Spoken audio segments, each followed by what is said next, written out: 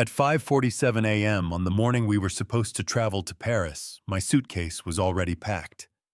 Then my phone buzzed. "Dad, don't come to the airport," my son texted. "My wife says this trip is for real family only.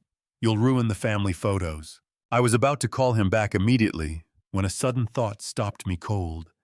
And when I discovered what they had been secretly planning behind my back, the color drained from my face. If you made it here, I am genuinely grateful you stayed.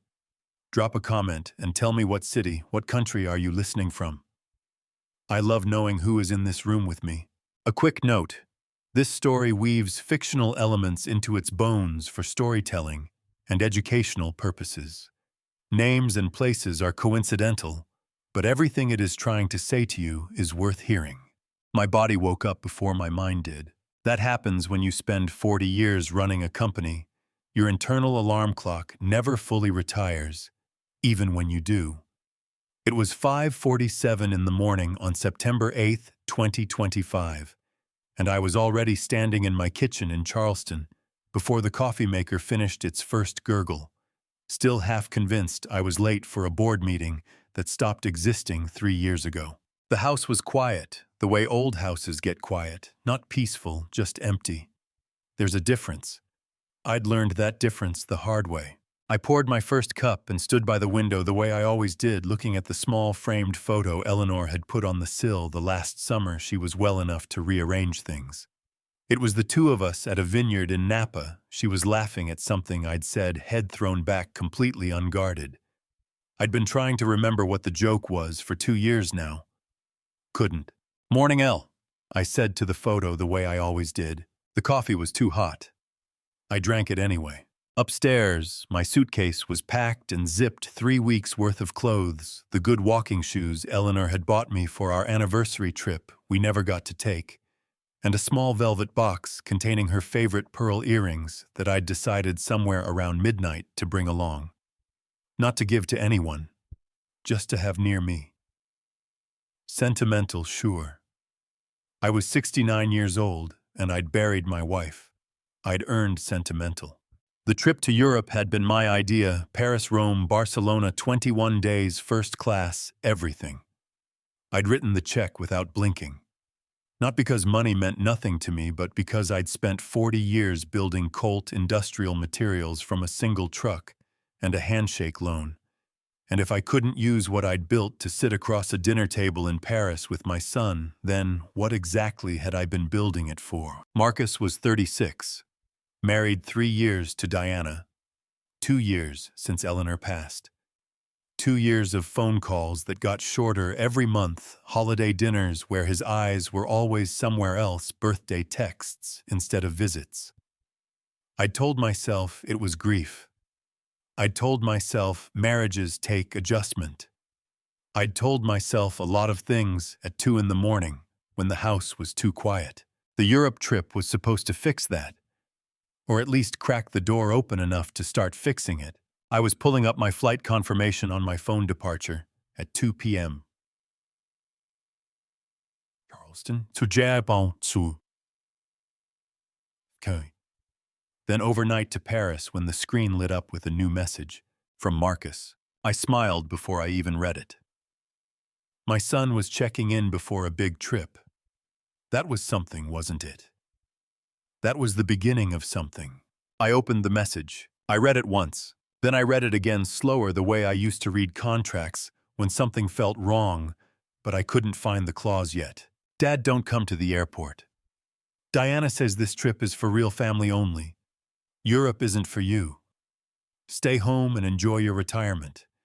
Stop being the extra person in our family photos." The coffee mug slipped out of my hand. I didn't grab for it. I just watched it fall. Watched it hit the tile and shatter into 4 clean pieces, dark coffee spreading out across the grout lines like ink.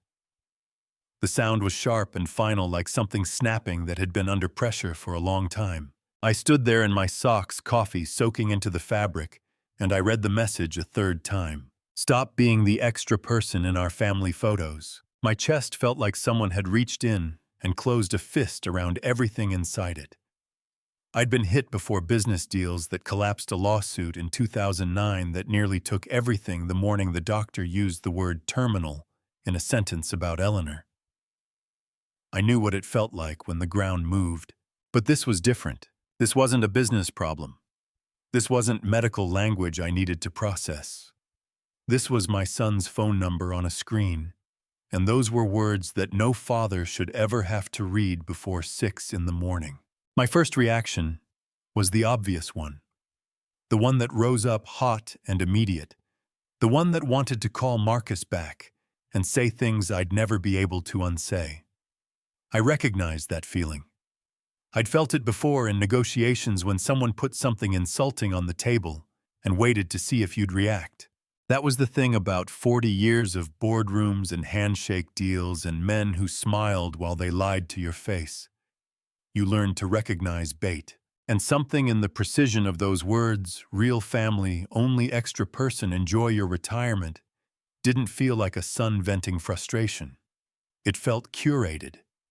It felt like language that had been chosen carefully, the way language gets chosen when someone is trying to produce a specific effect. My hands were completely steady as I bent down and picked up the broken pieces of the mug. I set them on the counter. I poured a second cup.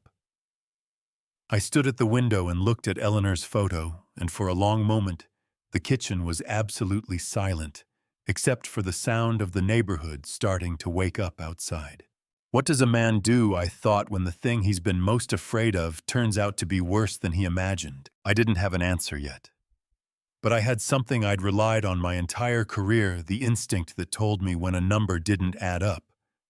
When a report looked clean, but something underneath it didn't smell right. And every instinct I had was telling me that text message was not the whole story. I picked up my phone. My son's name was still on the screen, that message still open, those words, still sitting there like something that couldn't be unread. I didn't text back. I called. 4 rings. I counted them the way you count seconds during a thunderstorm, waiting to hear how far away the lightning actually was. On the 4th ring, someone picked up. It wasn't Marcus. Raymond. Diana's voice came through like a blade wrapped in silk, smooth enough on the surface, but you could feel the edge underneath if you pressed. She said my name the way someone says a wrong answer they've already decided to ignore. Diana. I kept my voice level the way I'd kept it level in 100 meetings where the other side thought they had me. I need to speak with Marcus. He's getting ready. A pause too short to be natural, too long to be nothing. You got his message. I got a message, I said.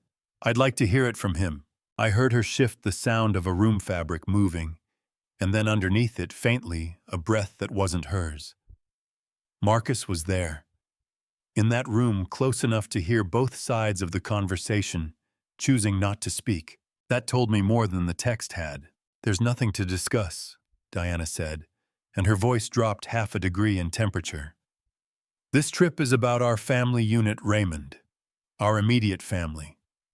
You have to understand that Ethan and I need time that isn't complicated. Complicated, I repeated. You ask too many questions, she said. You make everything heavy. Every dinner, every holiday, every phone call, it becomes about you and what you need. We need this time. I let that sit for a second. Not because it hurt me into silence, though parts of it did sting the way things sting when they're designed to, but because I was listening to the rhythm of it. The cadence, the word choices, family unit, immediate family, complicated. These weren't the words of a woman venting frustration. These were the words of someone who'd rehearsed. Diana, I said, whose decision was this? It was a mutual. I'm asking you a direct question. Whose decision was it to send that message? Another pause. Longer this time. We discussed it together, she said, and I could hear the slight tightening in her jaw, the micro-adjustment of someone who just realized they stepped into a corner. Marcus and I are on the same page. Then let me speak to Marcus. He doesn't want to talk right now. That's fine, I said. I'll wait. The silence that followed was electric. I heard Diana cover the phone not well enough, and a brief muffled exchange. Marcus's voice low and tense, her voice sharper clipped. A negotiation happening in real time with me on hold like a client in a waiting room. Then she came back. Raymond. Her tone had changed. The silk was gone. What replaced it was something colder, something that had apparently decided politeness was no longer useful. You thought you still had control here. You're a 69-year-old man who keeps showing up where he isn't wanted. You're a walking checkbook that's slowly losing its value. Sign the restructuring papers when Stephen brings them by, and at least you'll get to spend your final years somewhere comfortable. Don't make this harder than it needs to be. My jaw tightened. My right hand holding the phone pressed just slightly harder against my ear. Sign the restructuring papers. There it was. She hadn't meant to say it. Or maybe she had. Maybe she'd calculated that I was already rattled enough that it would slide past me. Either way, the mask had slipped exactly 1 inch, and in that inch I saw the whole picture. "What papers, Diana?" I asked. My voice was quiet, conversational. The kind of quiet that in 40 years of business had made more than one person across a table realize they'd made a serious miscalculation. Dead air, not a pause this time. A full, cold silence that stretched 2 seconds longer than it should have. Then the line went dead. I stood in my kitchen holding the phone. The broken mug pieces still on the counter, coffee still drying on the tile around my feet. Outside, a neighbor's sprinkler kicked on. A car backed out of a driveway 2 houses down. The world was continuing its ordinary Tuesday morning, completely indifferent to the fact that something had just cracked open inside my chest. But here's what 40 years of building something from nothing teaches you. It teaches you the difference between the pain that breaks you and the pain that sharpens you. Eleanor always said I didn't know how to grieve. She was right about that.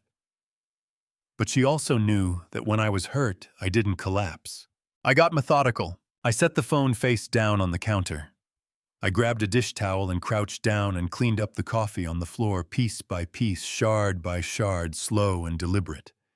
And while my hands did that automatic work, my mind did what it had always done when something in a report didn't reconcile. It started building a list. Restructuring papers. What papers?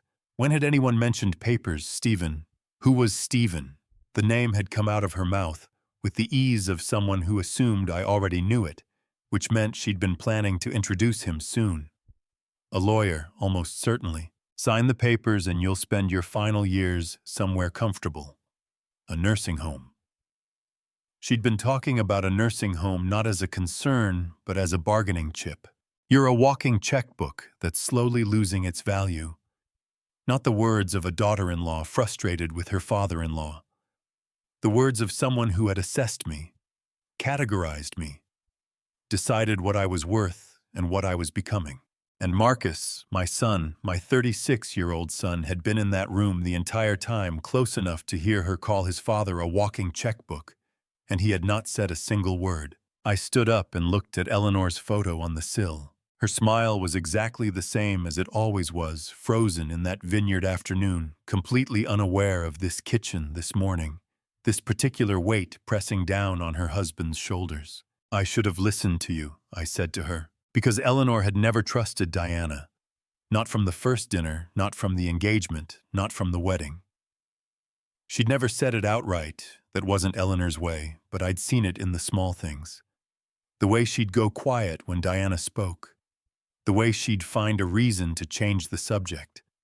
The way she'd looked at me once, just once, with those gray eyes of hers and said, "Raymond, I hope Marcus knows what he's choosing." I'd told her she was being overprotective. I picked up my phone and I did the one thing I was absolutely certain Diana had not expected me to do. I didn't call back. I didn't send an angry text. I didn't drive to Marcus's house to demand an explanation. I called Frank Aldridge. It was not yet 6:30 in the morning, and Frank answered on the second ring, which told me everything I needed to know about the kind of lawyer he was. "Frank," I said, "I need to see you today. Something is wrong, and I think it's been wrong for longer than I realized." I drove home in the kind of silence that has weight to it. Not peaceful silence, not the comfortable quiet of a man who's processed something and made his peace. The silence of a man who's holding a live wire and trying very hard not to let it touch anything flammable before he gets somewhere safe. My house looked exactly the same as it always did. The oak tree in the front yard, Eleanor had insisted on keeping when we redid the landscaping. The porch light she'd picked out from a catalog one rainy Saturday. The doormat that said, "Welcome in," faded letters because we'd never gotten around to replacing it. Ordinary, unchanged, like nothing inside had shifted. I went straight past the kitchen without looking at the counter where the broken mug pieces were still sitting, and walked down the hall to the room Eleanor had always called my thinking place. I pushed open the door, and the smell hit me first, that particular combination of old paper wood polish and something faintly floral that I'd never been able to identify and had stopped trying to. It was Eleanor's smell. It lived in this room the way she'd lived in this house, quietly, completely, in every corner. Her reading glasses were still on the side table. 2 years and I hadn't moved them. "Okay," I said out loud to the empty room, because sometimes you need to hear your own voice to know you're still standing. "Let's start from the beginning." Soon. I sat down at my desk and pulled out the accordion file from the bottom drawer, the one I hadn't touched since the week after the funeral, the one that held every document that had seemed important enough to keep and too painful to look at. I set it on the desk and unzipped it slowly. The power of attorney was near the top. I lifted it out and spread it flat on the desk in front of me. I remembered the night I signed this. Marcus had brought a lawyer to the hospital, smooth professional, spoke in that particular soft register people use around the dying and the grieving. He'd explained the document in broad strokes, limited authority, activated only if Raymond became incapacitated, standard estate protection language. I'd been awake for 36 hours. Eleanor was down the hall. I'd signed it because Marcus had asked me to, and because I didn't have the bandwidth to argue about paperwork. When my wife was losing a fight, I couldn't help her win. Now I read every single word. By page 3, my jaw was clenched so tight my back teeth ached. By page 5, my left hand had formed a fist on the desk without my consciously deciding to make it. The language was different from what I remembered, not entirely, not obviously, but in the specific places that mattered. Phrases like, "including but not limited to transfer of equity interests in any and all corporate entities," and "restructuring of business assets at the agent's sole discretion." Buried inside paragraphs that opened with perfectly reasonable language about medical decisions and financial management, like a blade hidden inside a loaf of bread. "They changed it," I said out loud. My voice came out rough, scraped raw. "They changed it after I signed it." I set the document aside and opened my laptop. I still had administrative credentials for Colt Industrial's back-end financial system. My name was on the founding documents, and in 2 years of gradually stepping back, nobody had thought to revoke my access. Either they'd assumed I'd never use it, or they'd been too careful in other areas to notice this particular oversight. Either way, it was mine. I typed in my password and pulled up the transaction history for the past 18 months. The first 12 months looked exactly right. I knew these numbers the way I knew my own handwriting: payroll cycles, vendor contracts, equipment, leases, quarterly insurance premiums. 40 years of building this company meant the financial rhythm of it was in my bones. Then I hit the most recent 6 months, and the rhythm broke. 3 transfers, each one sitting just below the $10,000 threshold. 9,800, 9,400, 9,600. The kind of careful, deliberate spacing that accountants call structuring and federal prosecutors call a crime. In the United States, deliberately breaking up transactions to keep them under the Bank Secrecy Act's mandatory reporting threshold is a federal offense, whether the money itself is clean or not. Whoever had set this up knew exactly what they were doing and exactly how close to the line they could dance. Each transfer was categorized under a line item labeled Consulting and Advisory Services. I had never approved a consulting contract in that range. I had never approved a consulting contract with the receiving entity at all. I clicked through to the recipient account details and felt the air leave my lungs. Voss Capital, LLC. I stared at that name for a long time. Voss. Diana's name before she became Diana Colt, the name she'd shed so completely that half of Charleston had no idea it had ever existed. And here it was, sitting in my company's financials like it owned the place, because that was exactly what they were planning. To make it own the place, my chest felt like it was being compressed from both sides simultaneously. I printed the transaction records, 3 pages, nothing dramatic on the surface, devastating in context, and folded them into my jacket's inside pocket. Then I took the power of attorney, the printed transactions, and my car keys, and I walked back through the house. I stopped in the kitchen. The broken mug pieces were exactly where I'd left them, the dried coffee stains still spreading across the grout lines like a map of something that couldn't be unwritten. I looked at Eleanor's photo on the windowsill, that vineyard afternoon, that laugh that had nothing to hide. "You tried to tell me," I said.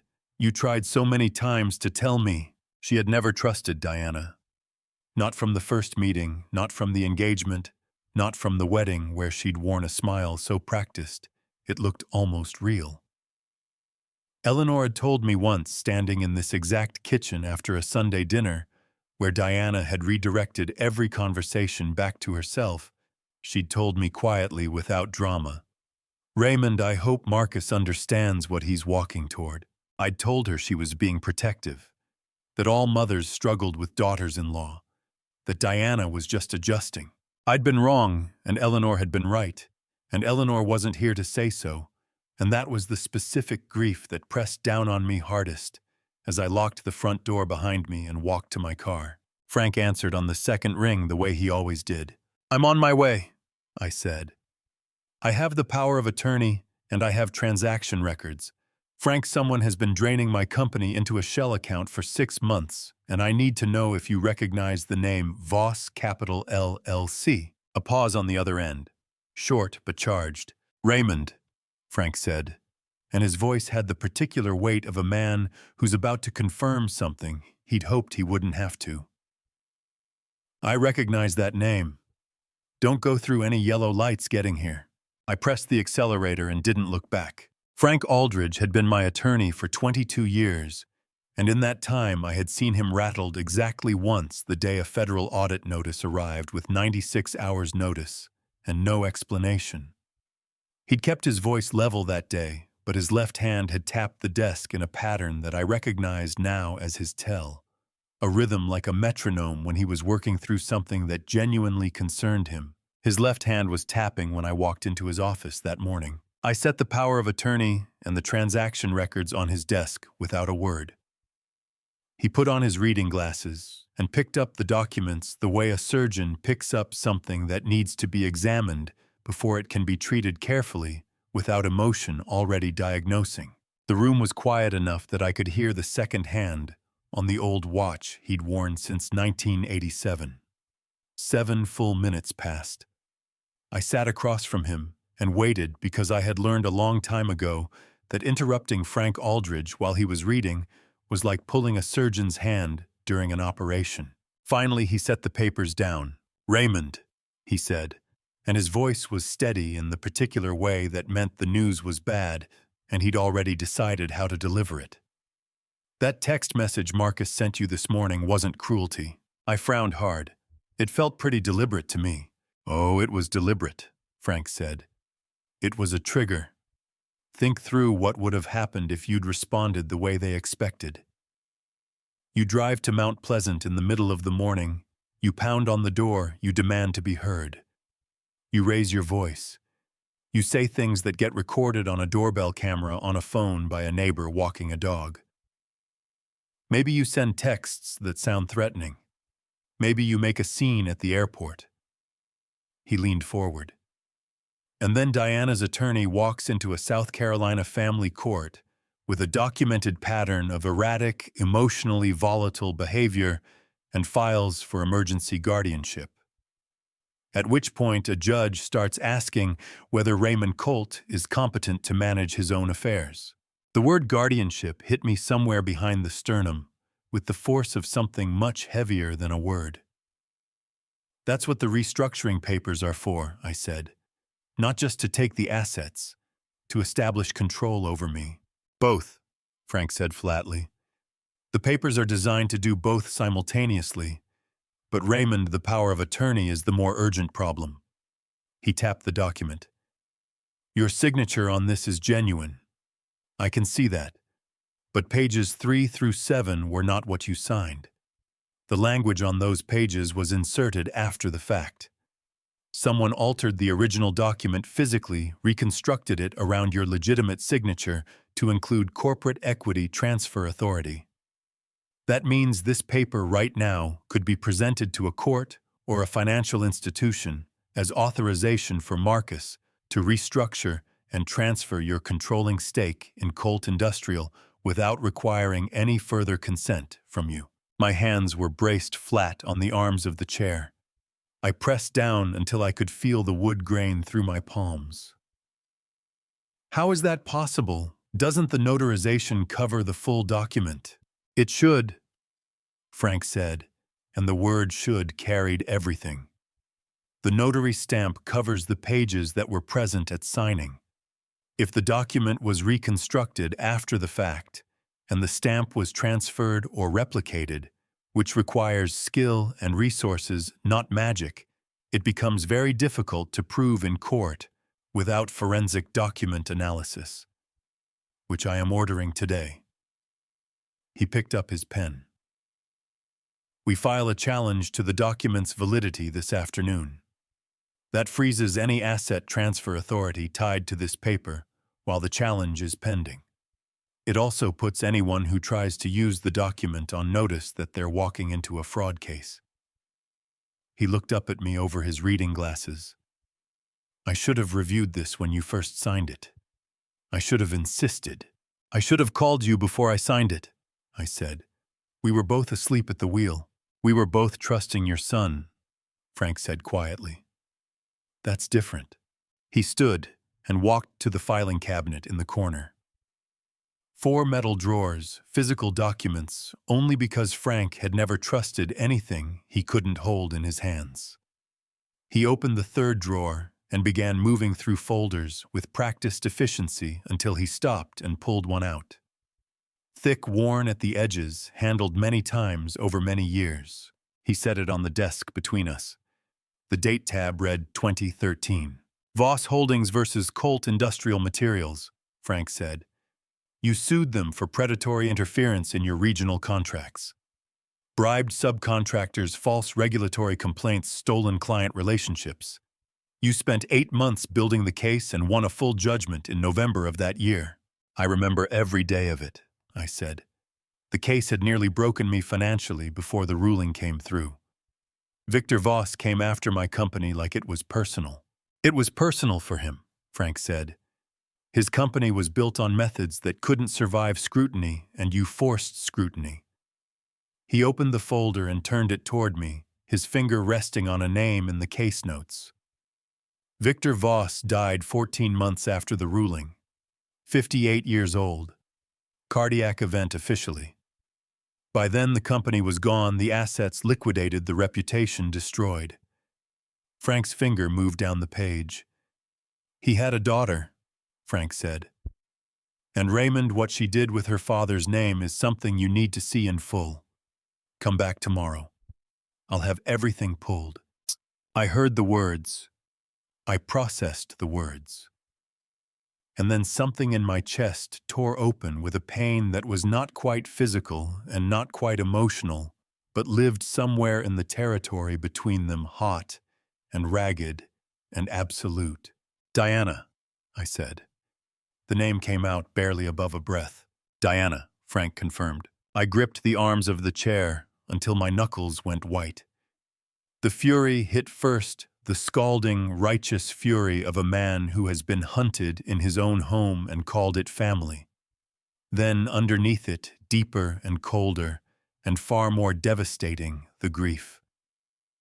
3 years of dinners and holidays and birthdays, and the woman across the table from me had been counting every single one of them toward a debt she'd decided I owed her father. She wasn't after the money, I said, and my voice came out raw as an open wound.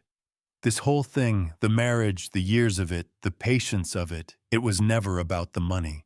The money is the vehicle, Frank said carefully. You are the destination. My phone rang. International number. Paris area code. I looked at Frank. He gave me a single sharp nod. I answered, and a voice came through, older, French-accented, careful, as a man speaking through a door he wasn't sure was safe to open. Raymond. Henri Beaumont, the one man still alive who had kept what he knew and had kept it long enough for it to finally matter.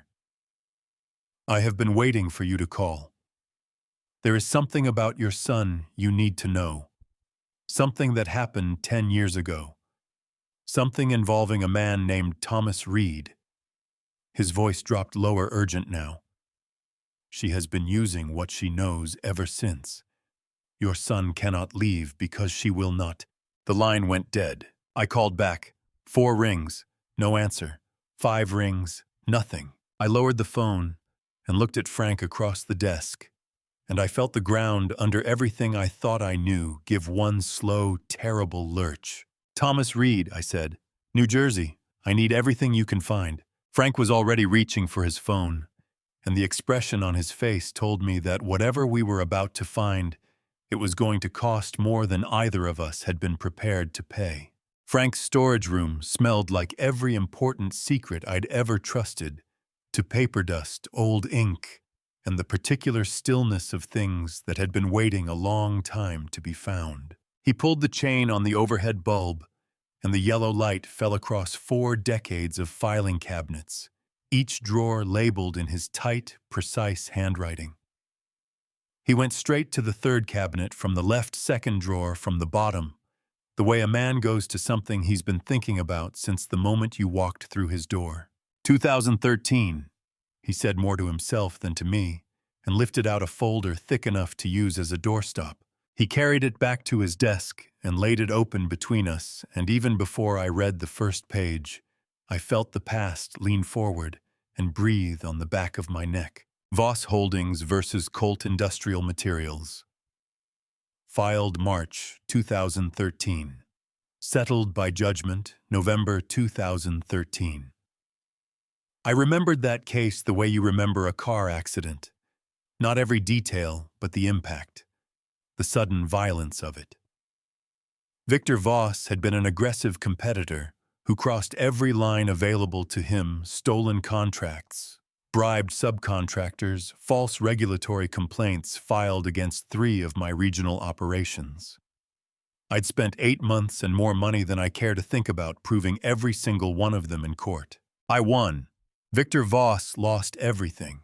He died 14 months after the ruling. Frank said, his finger moving down a page of notes. 58 years old. The official cause was cardiac arrest, but by all accounts, the man had been destroyed long before his heart gave out. His company gone, his reputation gone, his assets liquidated to cover the judgment. Frank looked up. He had a daughter, 19 years old when the case was filed, 22 when he died. My throat felt like something was sitting on it. She changed her name, her mother's maiden name. She was Diana Mercer for 4 years, through college, through graduate school, through the early part of her career in finance. Frank closed the folder and looked at me directly. Then she became Diana Voss again, right around the time she moved to Charleston, right around the time she met Marcus. I pressed 2 fingers against the bridge of my nose and breathed through the burning behind my eyes. Not tears, I was too far past tears for this particular conversation. Just heat. The kind that builds when you understand fully and completely that you have been played by someone who spent years learning exactly how to play you. She wasn't after the business, I said, my voice scraping out rough and low. She was after me. The whole time, every dinner, every holiday, every time she smiled at me across that table, she was after me. That's my read, Frank said quietly. The financial fraud is real. The asset transfer scheme is real. But Raymond, a woman who changes her name, engineers a marriage, and spends 3 years positioning herself. That's not greed. That's obsession. And obsession makes people take risks that greed alone never would. The computer on his desk chimed. Frank turned to look at it, then stood up fast enough that his chair rolled back and hit the wall. "It's from Henri," he said. I was around the desk before he finished the sentence. The email was brief, the address encrypted. Henri had clearly been preparing for exactly this kind of communication, which told me he'd been afraid for longer than I realized. The message read, "Raymond, I could not speak. Someone has been watching my building for 3 days. I did not know who sent them until yesterday, when I recognized a face from the 2013 proceedings. What I need to tell you is about Marcus and a man named Thomas Reed. New Jersey, 10 years ago. I cannot write the details here, but I need you to understand she has been using what she knows ever since. Marcus cannot leave her because she will not let him. Come to Paris or send someone you trust. I will only speak in person. Be careful." I read it twice. My hands were flat on the desk on either side of the keyboard, and I could feel my own pulse in my palms. "Henri is being watched," I said, "by someone connected to the 2013 case." Frank's voice was careful, controlled, the voice he used when he was keeping himself from reacting so I could. "Raymond, whatever happened with Thomas Reed, Diana knows about it. She's been holding it over Marcus for years. That's why your son doesn't push back. That's why he goes along with everything she tells him to do. He's not just a weak man who fell under a manipulative woman's influence." He paused. "He's trapped. Trapped." The word landed in my chest like a stone dropped into deep water, sending ripples outward in every direction. Trapped was different from complicit. Trapped was different from willing. Trapped meant there might still be something left of the son I knew buried under whatever Diana had built on top of him. Or it might mean nothing of the sort. I didn't know yet. And not knowing was its own particular kind of agony. "Book a secure line to Henri," I said. "And Frank, I need everything publicly available on Thomas Reed. New Jersey, 16 years ago. Missing persons, open cases, anything." Frank nodded and reached for his phone. Then he stopped. "Raymond, there's one more thing." He turned back to his computer, opened a different window, the company travel booking system that Marcus still used the corporate account for. "While you were reading Henri's email, I checked the system." He turned the screen toward me. "Marcus Colt, Paris, France. Departure, October 15th. One way." One way. My stomach went cold and hard as river rock. "He's not going for a vacation," I said. "No," Frank said. "He's not." I straightened up and looked at the window, Charleston afternoon traffic moving past on the street below, ordinary and indifferent. Somewhere out there, my son had booked a one-way ticket to the city, where the one man who could expose everything was living under surveillance. I had 6 weeks. The drive home took 12 minutes. I know because I counted every red light, 4 of them, and at each one I sat with my hands perfectly still on the wheel and talked myself back from the edge of the thing that wanted to take over. Rage is a luxury I stopped being able to afford sometime around my 50th birthday. When you run a company, when people's livelihoods depend on your decisions, you learn fast that the most dangerous thing in any room is a man who's letting his emotions drive. Rage makes you loud. Loud makes you readable. Readable makes you beatable. I was not going to be beatable. Not by Diana Voss. Not by anyone who had spent 3 years sitting at my dinner table plotting my destruction. Carol was already at the house when I pulled in. I'd called her from Frank's parking lot, kept my voice steady, said only that I needed her there before 6. She was my younger sister by 4 years, and she knew me well enough to hear everything I hadn't said. Doug Merritt's truck was parked behind hers. Doug had been my closest friend since we were both 23 and working construction in the summer heat to save money for our first business ventures. He showed up when Carol called him the same way he'd shown up every time anything had gone wrong in the last 46 years. I walked through my own front door and felt something in my chest crack open just slightly at the sight of both of them standing in my kitchen, Carol with her arms already crossed and her jaw set. Doug with a coffee mug in both hands, and worry carved deep into the lines of his face. "Raymond," Carol said, and her voice wobbled at the edges. "What happened? You sounded—" "I'll tell you everything," I said. "Sit down." I talked for 40 minutes without stopping. I laid it all out: the text message, Diana's words on the phone, the power of attorney Voss. Capital Frank's revelation about Victor Voss, Henri Beaumont's encrypted email, the one-way ticket to Paris. By the time I finished, Carol's eyes were glassy with the kind of fury that looks almost exactly like grief, and Doug had set his mug down so carefully it didn't make a sound. "We call the police," Carol said immediately, her voice fierce and tight. "Right now, tonight, we call and tell them what—" I kept my voice gentle. "That my daughter-in-law altered a legal document. We have suspicion, Carol.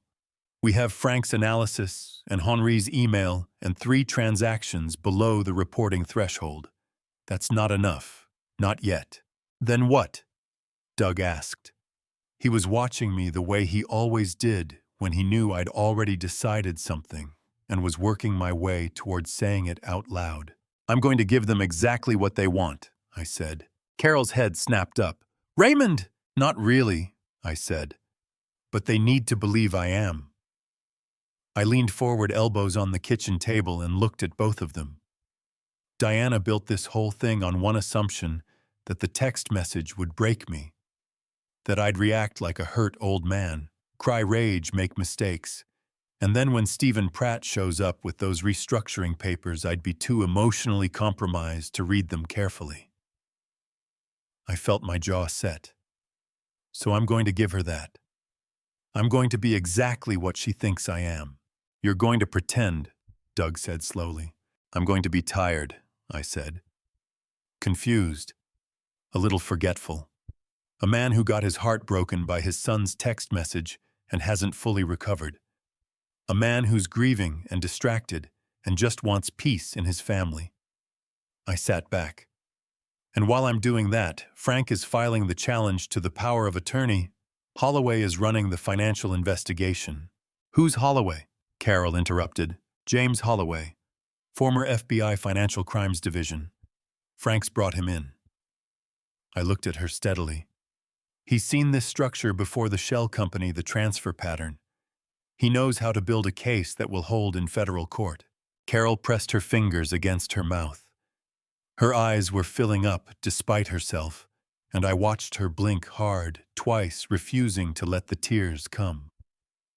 "Raymond, this is your son," she said, and her voice broke on the last word just slightly.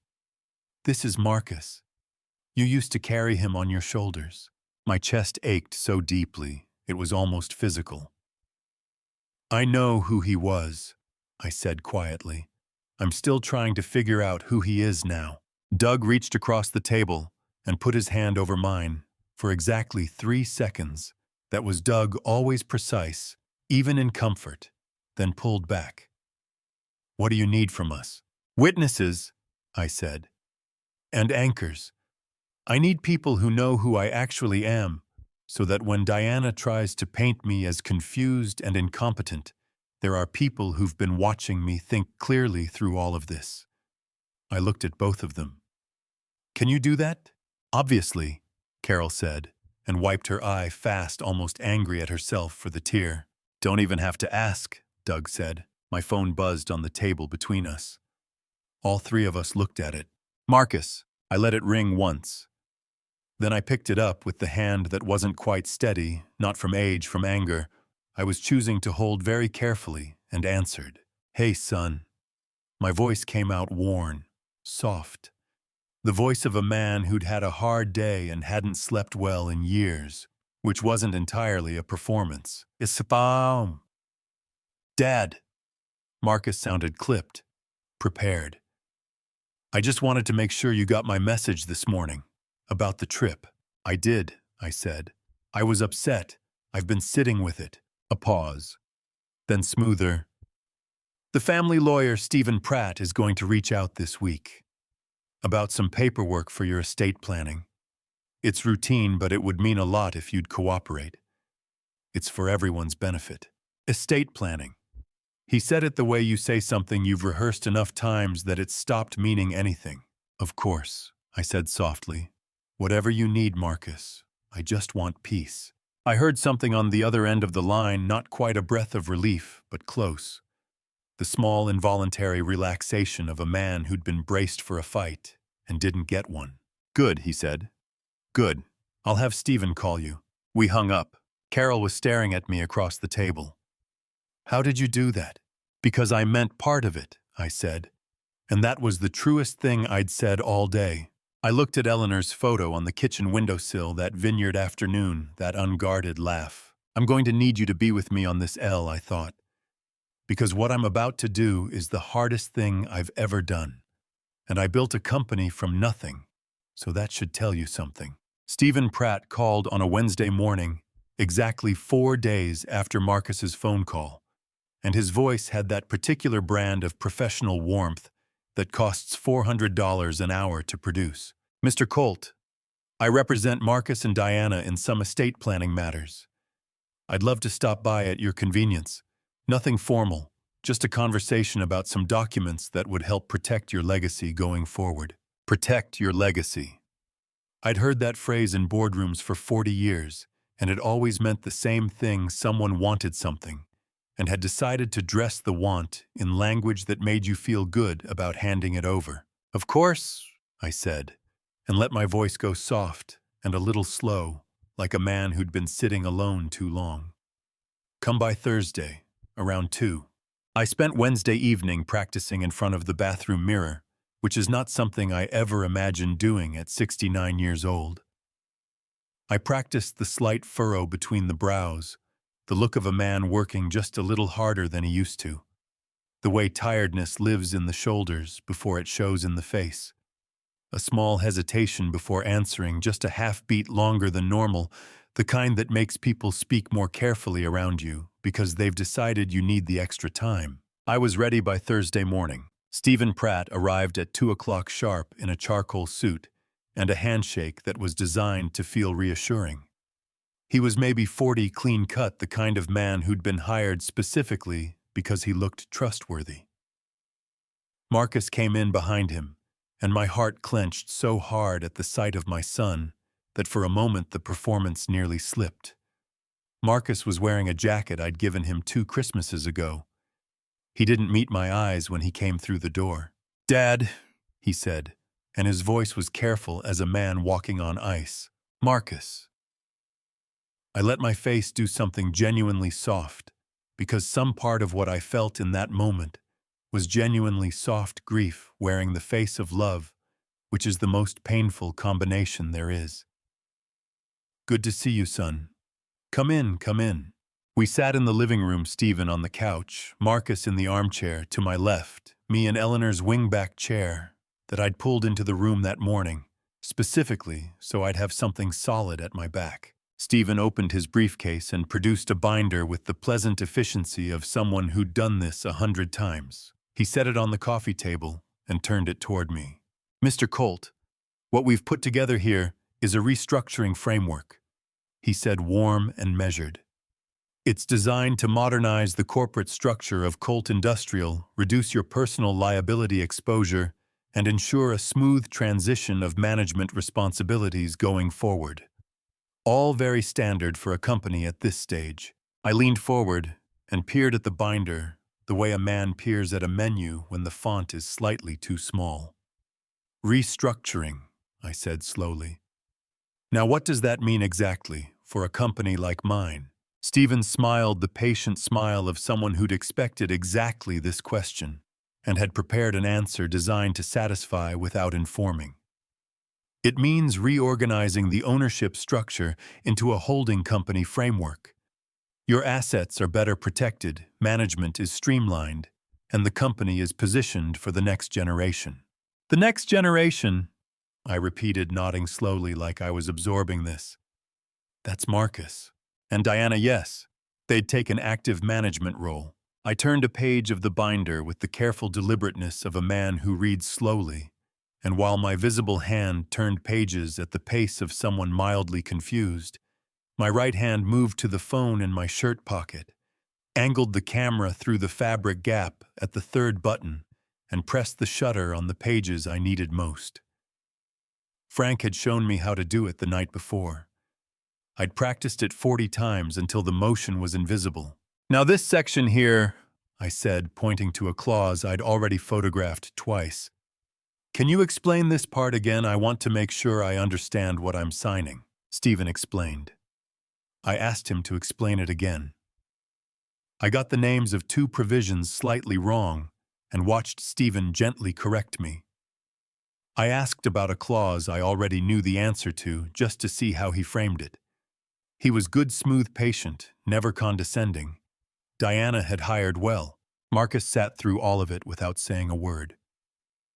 At one point I glanced at him, and he was looking at his hands in his lap with an expression I couldn't quite name. Not guilt. Something closer to the look of a man who's been carrying something heavy for so long that he's stopped noticing the weight until he's forced to sit still.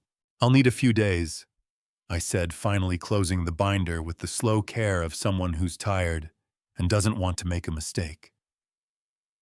I'd like to have my doctor look at this with me. My eyes aren't what they were. Stephen kept his smile in place. Of course, there's no rush. There was absolutely a rush, and all 3 of us in that room knew it, but only one of us was admitting it. I walked them to the door. Marcus went ahead to the car, and Stephen shook my hand again with that engineered warmth.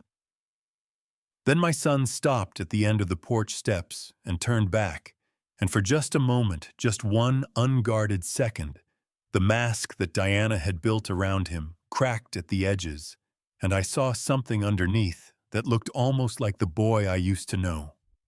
Young, frightened, completely lost. Then it closed again. And the man who turned back to the car was a stranger wearing my son's face. I stood in the doorway until they pulled out of the driveway. Then I called Frank and said 4 words, "I got the pages." Frank breathed out sharply. "Come in now." Because Raymond, I ran Voss Capital through our financial crime screening database last night, and what came back is not what either of us were expecting. James Holloway was already in Frank's conference room when I arrived, sitting at the far end of the table with a laptop. A legal pad covered in handwriting, and the particular stillness of a man who has spent decades watching other people's nervous energy and learned to conserve his own. Frank introduced us as I took a seat. Raymond Colt, James Holloway, retired FBI Financial Crimes Division. 18 years federal service, the last 6 running multi-jurisdictional money laundering investigations. Holloway looked at me across the table with the direct, unhurried assessment of someone who evaluated people for a living. He had gray at his temples and the kind of face that had heard every possible lie and stopped being surprised by any of them. "Mr. Colt," he said, "I've been briefed on the situation. Let me tell you what I found." "Please," I said. Holloway turned his laptop toward me. On the screen was a database entry, Voss Capital LLC, registered in Delaware 18 months ago, listed business purpose, financial consulting, and asset management. Standard language. The kind of thing you can file in 20 minutes online. "On paper, this is a normal shell company," Holloway said. "Delaware registration, minimal public footprint, single member LLC. Nothing that would raise a flag at first glance." He tapped a key, and the screen changed. "In our database, it's flagged as a known associate entity, meaning it appears in the network analysis of a larger organization we've been tracking for 4 years. A financial network that moves money out of Eastern Europe through a series of US-based holding companies, cycling it through legitimate businesses to clean the origin. The words landed on the table between us with the weight of something that couldn't be taken back. Diana is connected to an international money laundering network, I said. My voice came out flatter than I intended, scraped clean of everything except the fact itself. Diana Voss has connections to people who are connected to that network. Her father's brother, Richard Voss, is believed to be the operational link between the Voss family and that network. He took over after Victor died. Holloway said carefully, the distinction of a man who understood the difference between what could be proven and what was true. The structure she's built around Colt Industrial is consistent with how this network typically operates. They find a legitimate established company, real assets, real revenue, real history, and they restructure the ownership in a way that allows money to flow through the company's accounts and come out the other side looking clean. The company's owner either cooperates willingly or, he paused, doesn't need to cooperate at all if the right paperwork is in place. If someone has power of attorney, Frank said. Exactly. Holloway leaned forward, hands flat on the table. Mr. Colt, if that restructuring goes through, and Marcus and Diana gain legal control of Colt Industrial's financial operations, your company becomes a laundromat. And if the network ever gets investigated, your name is on the building. My throat tightened so sharply I had to swallow twice before I could speak. 40 years. 40 years of that company built from nothing, built clean, built with every legal and ethical standard I could find, because I had wanted to build something I could be proud of when I stood in front of Eleanor at the end of a long week and told her about my day. How do we stop it? I asked. We build a case, Holloway said, and we have more than I expected.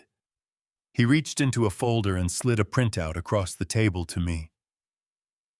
Your attorney forwarded me Henri Beaumont's encrypted email this morning.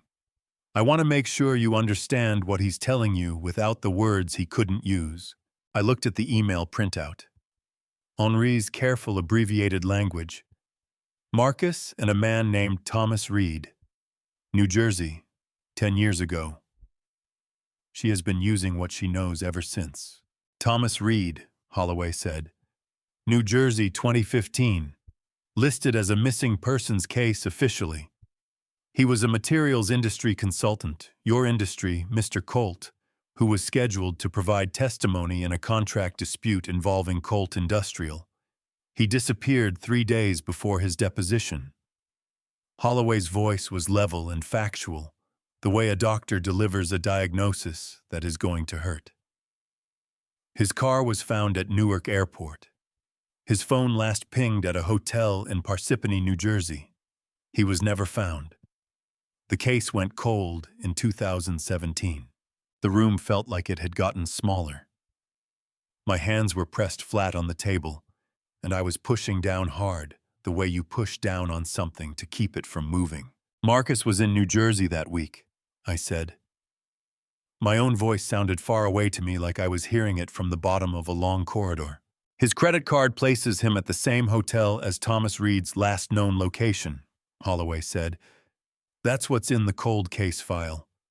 It was never enough to act on no witnesses, no physical evidence, no body. Just a thread that was never pulled. He looked at me directly. Diana found that thread, and she's been holding it over your son ever since. That's why he doesn't leave. That's why he does what she tells him. She has him on a leash made out of something he can't talk about to anyone. The pain that moved through me in that moment was unlike anything I had felt since Eleanor's diagnosis. It was total, encompassing the kind of grief that starts in the chest and radiates outward until it finds the edges of you and keeps going. My son. My 36-year-old son, who I had carried on my shoulders and taught to throw a baseball and driven to the hospital. When he broke his arm at 12, my son had been in that hotel in that town on that day, and I could not pretend I didn't know what that meant. Mr. Colt. Holloway's voice was quiet but firm. I need to ask you directly. With what you now know, do you want to help us build this case, all of it? Not just the financial fraud. Everything. I breathed in through my nose and out through my mouth the way Eleanor had taught me to breathe when something was bigger than I thought I could hold. Then I looked at Holloway and said, "Tell me what you need." Holloway nodded, once reached for his legal pad and said, "Marcus is going to Paris, which means we have 6 weeks to make sure that when he lands, everything is already in place." He clicked his pen. "Starting tonight. There is a specific kind of acting that has nothing to do with theater. It is the kind you do when the stakes are real, and the audience is someone who wants to see you fail, and the performance has to be perfect, not because anyone will applaud you for it, but because the moment it slips, everything you've built falls apart." I had been doing that kind of acting for 3 weeks by the time October arrived, and I had gotten very good at it. Every few days I called Marcus. Not to confront, not to demand, just to check in the way a tired old man might check in with his son when the house is quiet and the evenings are long. I let my voice go soft and a little lost.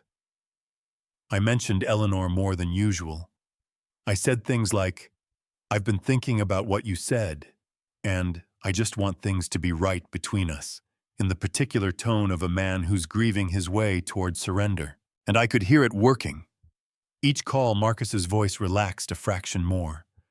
The careful, clipped responses loosened slightly at the edges. He was buying it, or Diana was telling him I was buying it, which amounted to the same thing.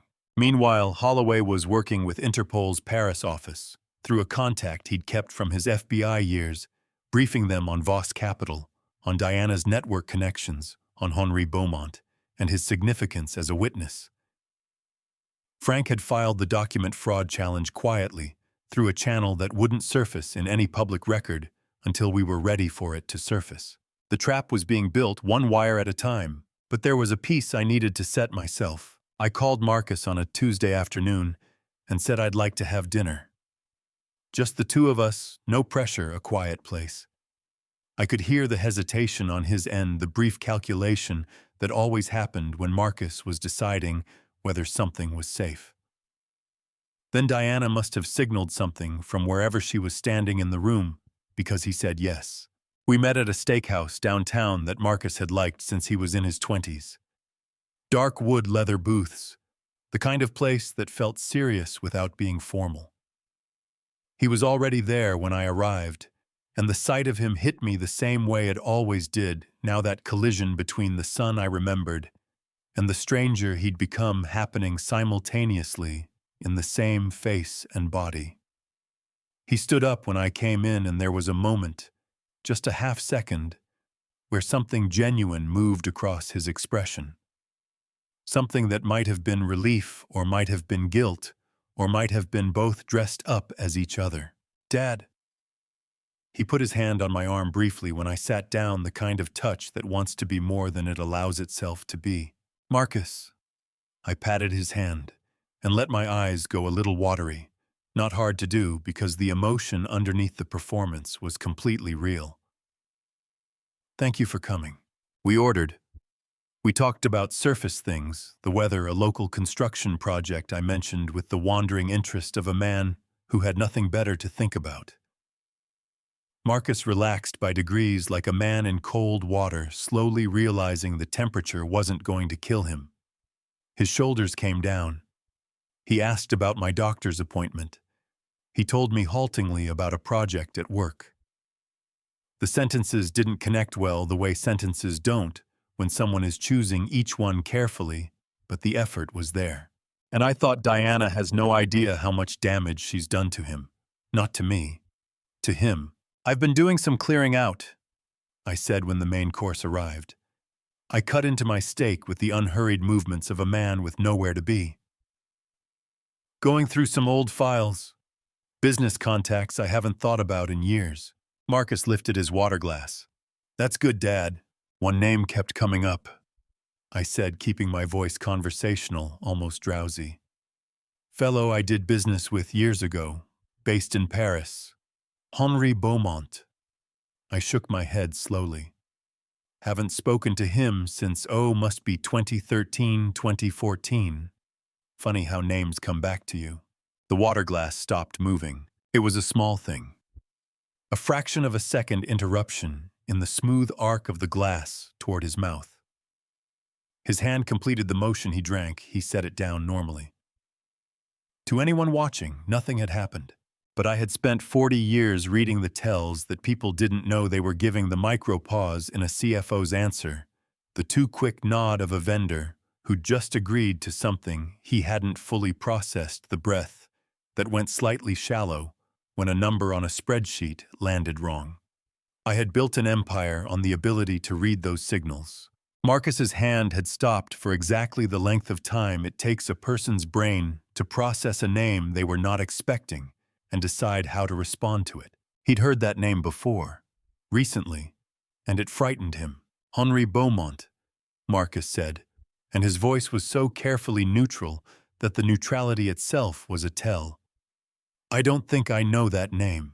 Oh, you wouldn't, I said pleasantly, spearing a piece of potato. Old business long before your time. I was thinking I might reach out. He has some old documents I might need. Sentimental, mostly. I waved a hand loosely. Old man things. Marcus picked up his fork. His jaw was tight in the way jaws get tight when someone is working to keep a face arranged correctly. Sure, Dad. That sounds fine. We finished dinner. I drove home through Charleston streets I'd known for 40 years, and I called Holloway before I'd pulled out of the parking garage. He knows the name, I said. The moment I said Henri Beaumont, his hand stopped. He covered it well, but he stopped. Then Diana knows too, Holloway said, which means she's going to move the timeline up.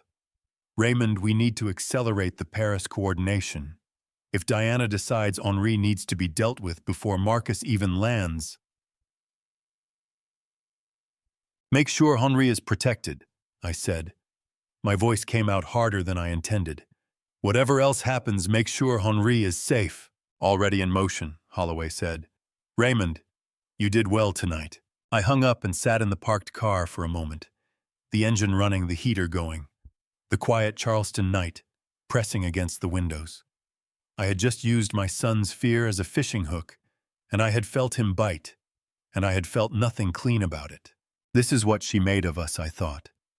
This is what Diana Voss turned a father and his son into. And then I put the car in gear and drove home because there was still work to do. We are exactly halfway through this story, and I promise you what comes next will change everything you thought you understood about this family. Before I go any further, drop a number in the comments. Just type 10 if you are still here with me. I need to know you are in this room.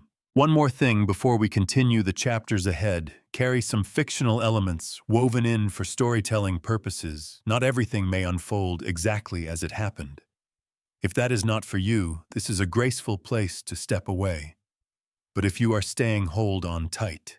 Holloway called on the 23rd of October and said he had something I needed to see in person, not over the phone, not by email. In person with Frank present, and he paused before adding this someone I trusted who could stay with me afterward. I called Carol before I called anyone else. She arrived at Frank's office 20 minutes before I did, which meant she'd been ready the moment I asked, which meant she'd been waiting for this call. The way people wait for test results they already know are going to be bad. Frank's conference room felt smaller than usual when I walked in. Holloway was at the table, with a manila folder in front of him, thick, rubber-banded, the kind of folder that has been assembled with deliberate care. Carol sat to my right, with her hands folded on the table, and her jaw set in the particular way that meant she was holding herself very still on purpose. Thank you for coming, Holloway said. Tell me what's in the folder, I said. Holloway removed the rubber band and opened it. He didn't push it toward me yet. He looked at me first, the direct, frank assessment of a man who had done this before, who knew what the next few minutes were going to cost, and wanted to make sure I was prepared to pay. Raymond, he said, I'm going to walk you through this document carefully. Some of what's in here is evidentiary timestamps, financial records, location data. Some of it is circumstantial but compelling. All of it points in the same direction. He set both hands flat on the table. I need you to understand, before I show you that the Thomas Reed case has never been closed. And with what's in this folder combined with Henri Beaumont's testimony, the New Jersey County Prosecutor's Office believes it can be. My throat tightened until it felt like a fist. "Show me," I said. He slid the folder across. The first page was a timeline, dates, and locations laid out in the clean, merciless columns of an investigative report. October 2009. A contract dispute involving a regional materials supplier and Colt Industrial. Thomas Reed, 44 years old, independent industry consultant, hired to provide expert testimony at a deposition scheduled for October 19th. October 16th, Thomas Reed checked into a hotel in Parsippany, New Jersey. His phone data placed him there through the evening of October 17th. Marcus Colt's credit card places him at the same hotel. Check-in October 16th. Check-out October 18th. Thomas Reed's phone went dark at 11:47 p.m. on October 17th. His car was found at Newark Liberty Airport 4 days later, keys in the ignition, no luggage, no Thomas Reed. He was never seen again. I turned the page. My hands were steady because I had decided they were going to be steady, and it was taking everything I had to honor that decision. The second page was financial records payments traced through a series of accounts that had been reconstructed painstakingly over years of cold case review. A sum of money not enormous, but significant, that had moved from an account connected to a Delaware LLC, the same structuring method, the same routing pattern that Holloway had identified in Voss Capital, to a second account that had been opened and closed within 60 days. The timeline of those transactions bracketed October 17th with a precision that made my stomach turn over. "Who controlled the Delaware LLC?" I asked. My voice came out barely above a whisper. "We believe Diana Voss," Holloway said carefully. At the time she was 22 years old, using her mother's maiden name and working as a junior analyst at a financial firm in New York. The account was opened under a business name that connected to her employer's network. It was sophisticated work for someone that age. He paused. Which tells us she didn't do it alone. Her father's network had people who knew how to build these structures. Carol made a sound beside me, not a word, just a small, involuntary sound of distress, quickly suppressed. I reached under the table and found her hand and held it without looking at her, because if I looked at her, I would lose the composure I needed to get through the rest of this folder. "She hired someone," I said. The words tasted like gravel. "She was 22 years old. Her father had just lost everything because of a lawsuit that my company brought, and she hired someone to make a witness disappear before he could testify." "That is what the evidence suggests," Holloway said. "And then she kept the evidence. Not to use against the people she hired. We believe those individuals are no longer reachable, but to use against the person who was in that hotel." He looked at me directly. "Against Marcus." The pain that moved through me in that moment was the worst I had felt since the word terminal had been said in Eleanor's hospital room. And it was worse in a different way, because this pain had a human face. It had my son's face. It had the face of the boy I had raised, the boy I had loved imperfectly and incompletely and with everything I had, and it was telling me that somewhere in the gap between who I thought he was and who he had become, something had gone irrevocably wrong. "He knew what was going to happen," I said. "Not a question." "We believe he was present at the hotel and aware of what Diana had arranged," Holloway said carefully. "Whether he participated directly or was simply there and said nothing afterward, that is what the DA's investigation will determine." Carol squeezed my hand so hard it hurt. I was grateful for the hurt. It gave me somewhere to put what I was feeling. "She's been holding this over him ever since," I said. "For 10 years, Holloway confirmed. Every time Marcus might have had second thoughts. Every time he might have walked away. She would remind him, not loudly, not dramatically, just a word, a look, a reference to New Jersey, enough to keep him exactly where she needed him." I set the folder down on the table and pushed it a few inches away from me, not because I was done with it, but because I needed it out of my hands for a moment. I looked at the ceiling. My eyes burned with the particular heat of grief that has nowhere to go. Not tears exactly, just heat, the physical evidence of something enormous being held in a space too small for it. "Is there enough?" I asked. "With Henri's testimony, is there enough to take this to the DA?" "Yes," Holloway said. "If Henri testifies to what he knows about the 2015 network, the financial structure, the people involved, the connection to Diana, combined with the cold case evidence and the current fraud investigation, yes, there is enough." I breathed in slowly through my nose. I breathed out. I picked up my phone and called Frank, who was waiting in the outer office. "Frank," I said when he answered, "it's time to open the envelope." Frank went quiet for a moment. Then soft and careful, "Eleanor's letter." "Eleanor's letter," I said. "She left me something, and I think I'm finally ready to read it." The first Monday of November arrived the way bad news always does, quietly, without warning, wrapped in something that looked almost normal. It was just past 7 in the morning when I pulled into the parking lot outside Frank Aldridge's office on King Street, Charleston. The sky above was the flat, colorless gray of old dishwater, and the coffee I had grabbed from the drive-thru sat untouched in the cup holder, already going cold. I had not slept. Not really. I had lain in bed staring at the ceiling while the city outside went through the motions of an ordinary night, and I had done what I always do when my mind refuses to stop. I made a list. Everything I knew, everything I suspected, everything that did not yet have a name. Frank was already at his desk when I walked through the door, his reading lamp burning warm against the gray light coming through the windows. A thick manila folder lay open in front of him, and 2 cups of coffee steamed on the edge of the desk he had been expecting me. "Raymond." He pushed 1 cup toward me without looking up. "Sit down. Henri came through last night." My chest seized. I pulled the chair out slowly and sat. "What did he send?" Frank slid a printed photograph across the desk, grainy, the kind of image a hotel security camera captures on its worst day, degraded by 18 years of digital compression. But the face in the frame was clear enough. Marcus.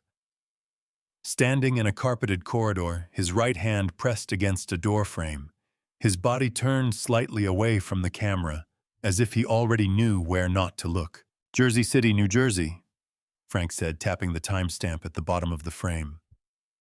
"October 16th, 2009. Thomas Reed checked into that hotel the night before and never checked out. The case went cold before the end of that year.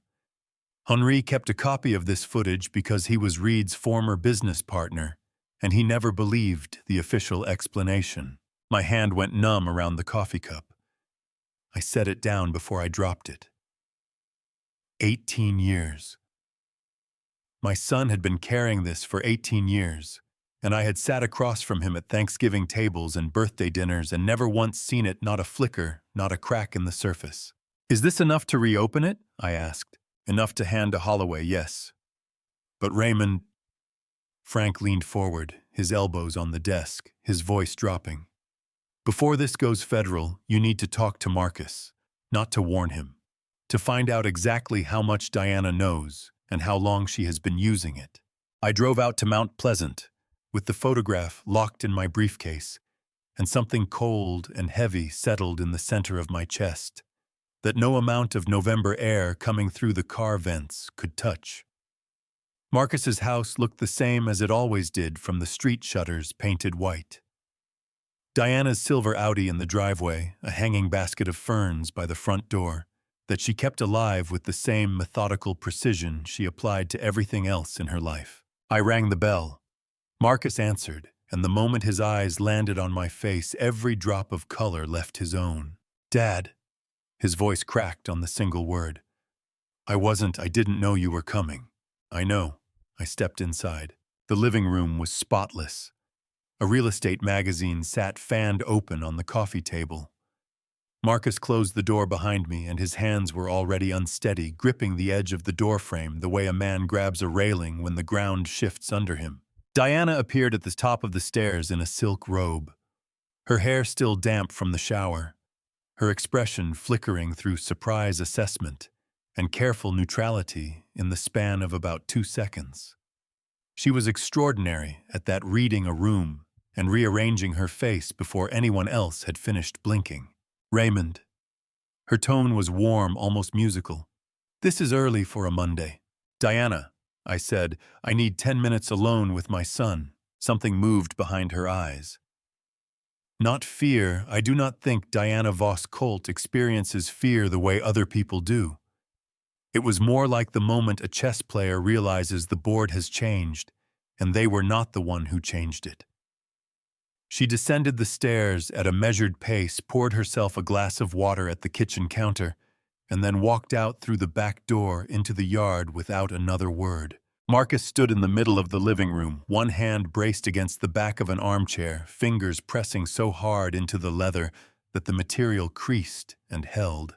"Whatever Frank told you," he started. "Henri Beaumont," I said. The name landed like a stone dropped into still water.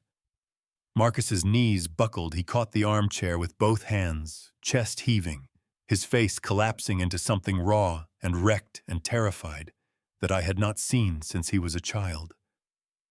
His eyes filled and his jaw worked, and for a moment I thought he might actually fall. "Dad," his voice shredded at the edges. "Dad, please, I am not here to destroy you," I said. And even though every nerve in my body was pulled wire tight, I meant it. "I need to understand. Was it an accident? Was Diana involved? Did she push you into—" "No." The word came out rough, scraped from somewhere deep below his ribs. "No. She had nothing to do with it. That was before Diana. Thomas Reed was going to testify against a client of mine, a man who had paid me very well to make certain things disappear from a paper trail. I was 20 years old, and I was terrified, and I was stupid, and I made a choice that I have spent every single day since trying to outrun." My eyes burned. I pressed my back teeth together and breathed through my nose and refused to let myself come apart in his living room. This was my son. This was the boy Eleanor and I had driven to soccer practice every Saturday morning for 4 years. The boy who used to fall asleep in the back seat on the way home and have to be carried inside. "When did Diana find out?" I asked. Marcus exhaled a long, shuddering release like a man who has been holding his breath underwater and finally broken the surface. "About 3 years into the marriage. She found Henri's name in an old file I thought I had destroyed.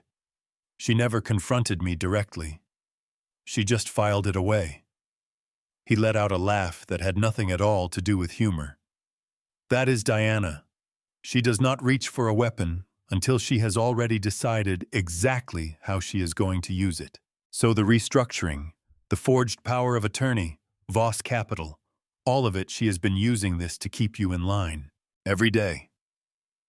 His jaw locked tight, and his eyes spilled over, not out of self-pity, but out of something that looked like genuine bone-deep shame, the kind that has had years to settle into the architecture of a person. I kept thinking I could get ahead of it. Pay enough produce, give her enough control until she felt satisfied. But she is never satisfied, Dad. Every time I gave her something, she wanted the next thing. I reached into the briefcase and set the cooperation agreement on the coffee table between us. Frank had drawn it up that morning, notarized comprehensive 3 pages laying out exactly what cooperation with the federal investigation would look like and what protections it would offer. "The photograph is already in federal hands," I said. "Frank filed the preservation notice this morning. This is not a question of whether the truth comes out anymore. The only question left is whether you help close this properly or whether Diana drags you down with her when she decides to run." Marcus stared at the document. His hands were shaking so badly the pages rattled when he reached for them. He pressed them flat against his knee, trying to hold them still, And the effort of it, the visible, desperate effort of a man trying to hold himself together with everything falling apart, nearly broke me completely. "What do I do?" he whispered. "Sign it," I said. "And then we talk. All of it. From the beginning." Marcus picked up the pen. His hand trembled the whole time, but he signed. And through the kitchen window I could see Diana standing in the backyard, in the gray November light, staring at her phone with her back perfectly straight, already 3 moves ahead, already planning her next play. She had no idea the board had already been cleared. By the time I crossed back over the Ravenel Bridge into Charleston, on the afternoon of Tuesday, November 4th, the light had already given up on the day. It was barely past 4 o'clock, but the cloud cover had thickened since morning until the whole sky sat low and pressed the kind of November afternoon that makes the inside of your car feel like the only warm place left in the world. I drove through the old neighborhood on autopilot past the oak trees that had outlived 3 generations of my family. And when I finally pulled into my own driveway on Trad Street, I sat behind the wheel for a long time before I could find the reason to go inside. The house held the particular quiet that follows a day that has taken too much out of you. I walked through the kitchen past Eleanor's row of small ceramic planters still lined up on the windowsill exactly the way she had left them. A little lopsided the way she always arranged things, practical, but never quite symmetrical, and into the study at the back of the house. The safe was behind the bookshelf. It had always been there. Eleanor used to say it was the most obvious hiding place in South Carolina, and she was right, and neither of us had ever cared enough to move it. I spun the dial from memory, her birthday, then mine, then the year we married, and the door swung open with the familiar soft click that used to mean ordinary things, passports before trips, the deed after closing Marcus's original birth certificate, when he needed it for something official. At the very back of the safe, tucked behind all of that, was a cream-colored envelope. Eleanor's handwriting on the front, careful and looping the penmanship she had used her whole life, "Raymond, only when you need it most." My chest cracked open like timber in a hard freeze. I had known it was there. She had pressed it into my hands 2 weeks before she passed, sitting up in the hospital bed, with the IV taped to the inside of her elbow, and she had said, "Don't open this until something goes very wrong, Raymond. You'll know when." I had honored that for 8 months. I had opened the safe 6 times and looked at the envelope and put it back, telling myself it was not yet time. I sat down at my desk. I set the envelope directly in front of me. My hands were shaking a fine, deep tremor that had nothing to do with the temperature, and for one long moment I almost put it back again. But then Marcus's face came back to me the way his knees had buckled when I said Henri's name, the shame hollowed into every line of him like something carved. And I thought of Diana in that backyard, perfectly upright, perfectly composed, her fingers moving over her phone screen without a single tremor in her hands. I tore the envelope open, 3 items inside. The first was a letter. 4 pages, front and back, Eleanor's voice so fully present in every sentence that twice I had to stop reading and press my palm flat against the desk just to feel something solid under my hand.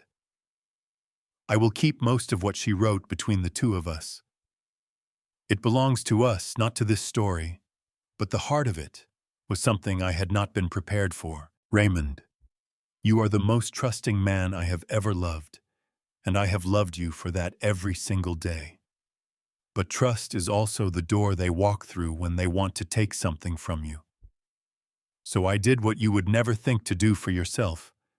I asked Carol to help me.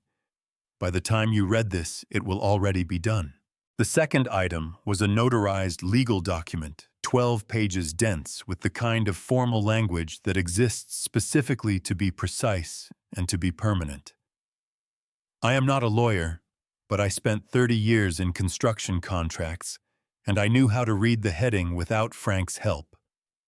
Amendment to the Raymond J. Colt Irrevocable Trust, Second Trust Instrument executed September 2nd, 2023, 2 days before Eleanor passed. I read it through twice, slowly, my finger moving along each line.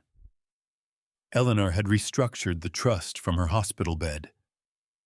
She had moved every core asset, the founding shares of Colt Industrial, the Charleston and Savannah real estate portfolio, the retirement accounts, into a second separate trust instrument that required dual authorization to alter or transfer my signature and my sister Carol's, both together.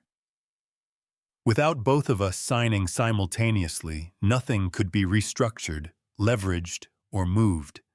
No power of attorney, no matter how convincingly forged, could touch it. No court-filed restructuring motion could advance without both signatures on record. Every document Diana had manipulated, every binder Stephen Pratt had pushed across a conference table, every wire transfer routed through Voss Capital LLC. All of it had been built on an asset base that Eleanor had quietly moved out of reach before any of them had made their first move. The tears came without warning, without grace, a sound that broke out of my chest before I could catch it. Rough and ugly, the kind of grief that has been waiting too long to find its shape. I pressed Eleanor's letter against my chest, and I cried the way I had not cried since the night she died, sitting alone in this same study while the rest of the house went cold around me. She had known. She had sat in that hospital room with tubes in her arm, and she had used what time and strength she had left to build a wall between me and everything that was coming for me. And she had done it without a word, without asking for credit, without letting me see it, because she knew that if she told me, I would have insisted on handling it myself, and I would have made it worse. After a while, long enough for the study window to go fully dark, I picked up my phone. Carol answered on the second ring. Her voice was careful, measured, the way it gets when she already knows why you are calling. "Raymond, you opened it." "Yes." My voice was hoarse, scraped hollow. "You knew. The whole time you knew. Eleanor made me promise." Carol's breath caught, and I heard her fighting to keep her voice steady. "She said you needed to come to it on your own. She said if I told you too soon, you would try to handle everything alone, and the people around you would see it coming." She was right. A sound escaped me that was somewhere between a laugh and a sob, and I did not try to stop it. She was always right. "What are you going to do now, Raymond?" I looked at the amendment in my hands, 12 pages that Eleanor had executed from a hospital bed on a Tuesday morning, 2 days before she left me. I thought about Frank Aldridge waiting for my call. I thought about James Holloway and the photograph from Jersey City. I thought about Diana in that backyard, phone in hand, back straight, already maneuvering. "I am going to call Frank," I said, "tonight. And tomorrow morning, Diana Voss Colt is going to discover that every move she has made for the last 3 years was built on ground that was never actually there." Carol's breath caught audibly, then quietly, so quietly I almost missed it. "Eleanor would be so proud of you." That hit me somewhere below the ribs, somewhere that had no armor left. I gripped the phone and pressed my free hand flat on the desk and waited until I could trust my voice again. "I hope so," I said. I ended the call. I sat alone in the study, with Eleanor's letter in my lap, and the amendment on the desk, and the cold November dark pressed thick against the windows of the house we had shared for 31 years. Then I dialed Frank Aldridge's number, and when he answered on the first ring, because Frank always answers on the first ring, I said the 6 words that set everything else into motion. "Frank, Eleanor built us a door." 3 seconds of silence on the line. Not the silence of someone who had nothing to say, but the silence of a man absorbing the full weight of what he had just heard. Then Frank's voice came back steady and clear. "Raymond, send me everything. Tonight. All 12 pages. Tomorrow, Diana would wake up in Marcus's house in Mount Pleasant and move through her morning with the confidence of someone holding every card in the deck. She had no idea that the woman she had never once taken seriously, the quiet, practical, slightly lopsided wife who arranged ceramic planters on a kitchen windowsill, had already taken every one of those cards away. Wednesday, November 5th, came in sharp and cold. The kind of morning that reminds Charleston it does have winters, even if they arrive late and leave early. I was already dressed and on my second cup of coffee when Frank Aldridge called at 7:42, not his usual office hours, which told me everything I needed to know about the night he had just had. Raymond. His voice carried the particular energy of a man who had been awake since 3 in the morning and found the work worth it. The amendment cleared, every line. I spoke with the trust administrator at First Carolina Fiduciary at 6 this morning, and they confirmed the second trust instrument, Eleanor filed on September 2nd, supersedes every restructuring directive Marcus signed under the forged power of attorney.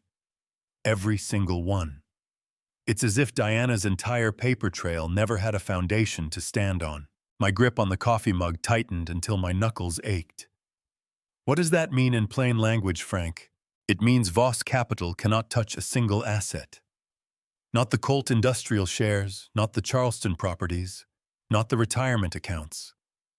The dual authorization requirement locks all of it until you and Carol both sign. And since you are very much not signing anything, Diana puts in front of you those assets are effectively in a vault. She does not have the combination to. Something inside my chest loosened just slightly. The way a fist unclenches after it has been closed for so long, the fingers have gone numb. I exhaled a breath I felt like I had been holding for 2 months. And Holloway, I asked. He filed the preservation order with the federal district court this morning. The Thomas Reed case is formally reopened as of 8 a.m. today. Holloway's team has the Henri Beaumont footage, Marcus's cooperation agreement, and the credit card placement records. They're moving fast, Raymond. Faster than I expected. I set down the coffee mug. My hand was not entirely steady. Does Diana know yet? Frank paused, the careful pause of a lawyer choosing his next words with precision. She will within the hour. First, Carolina Fiduciary is required to notify all named parties when a trust amendment supersedes prior directives. Diana is listed as an interested party through her marriage to Marcus. She will receive a formal notice letter by certified mail, and her attorney, whoever she has on retainer, will receive a courtesy call from my office at 9. I thought about Diana at her kitchen counter opening a certified envelope. I thought about her face doing that rapid recalibration, the flicker, the calculation, the adjustment.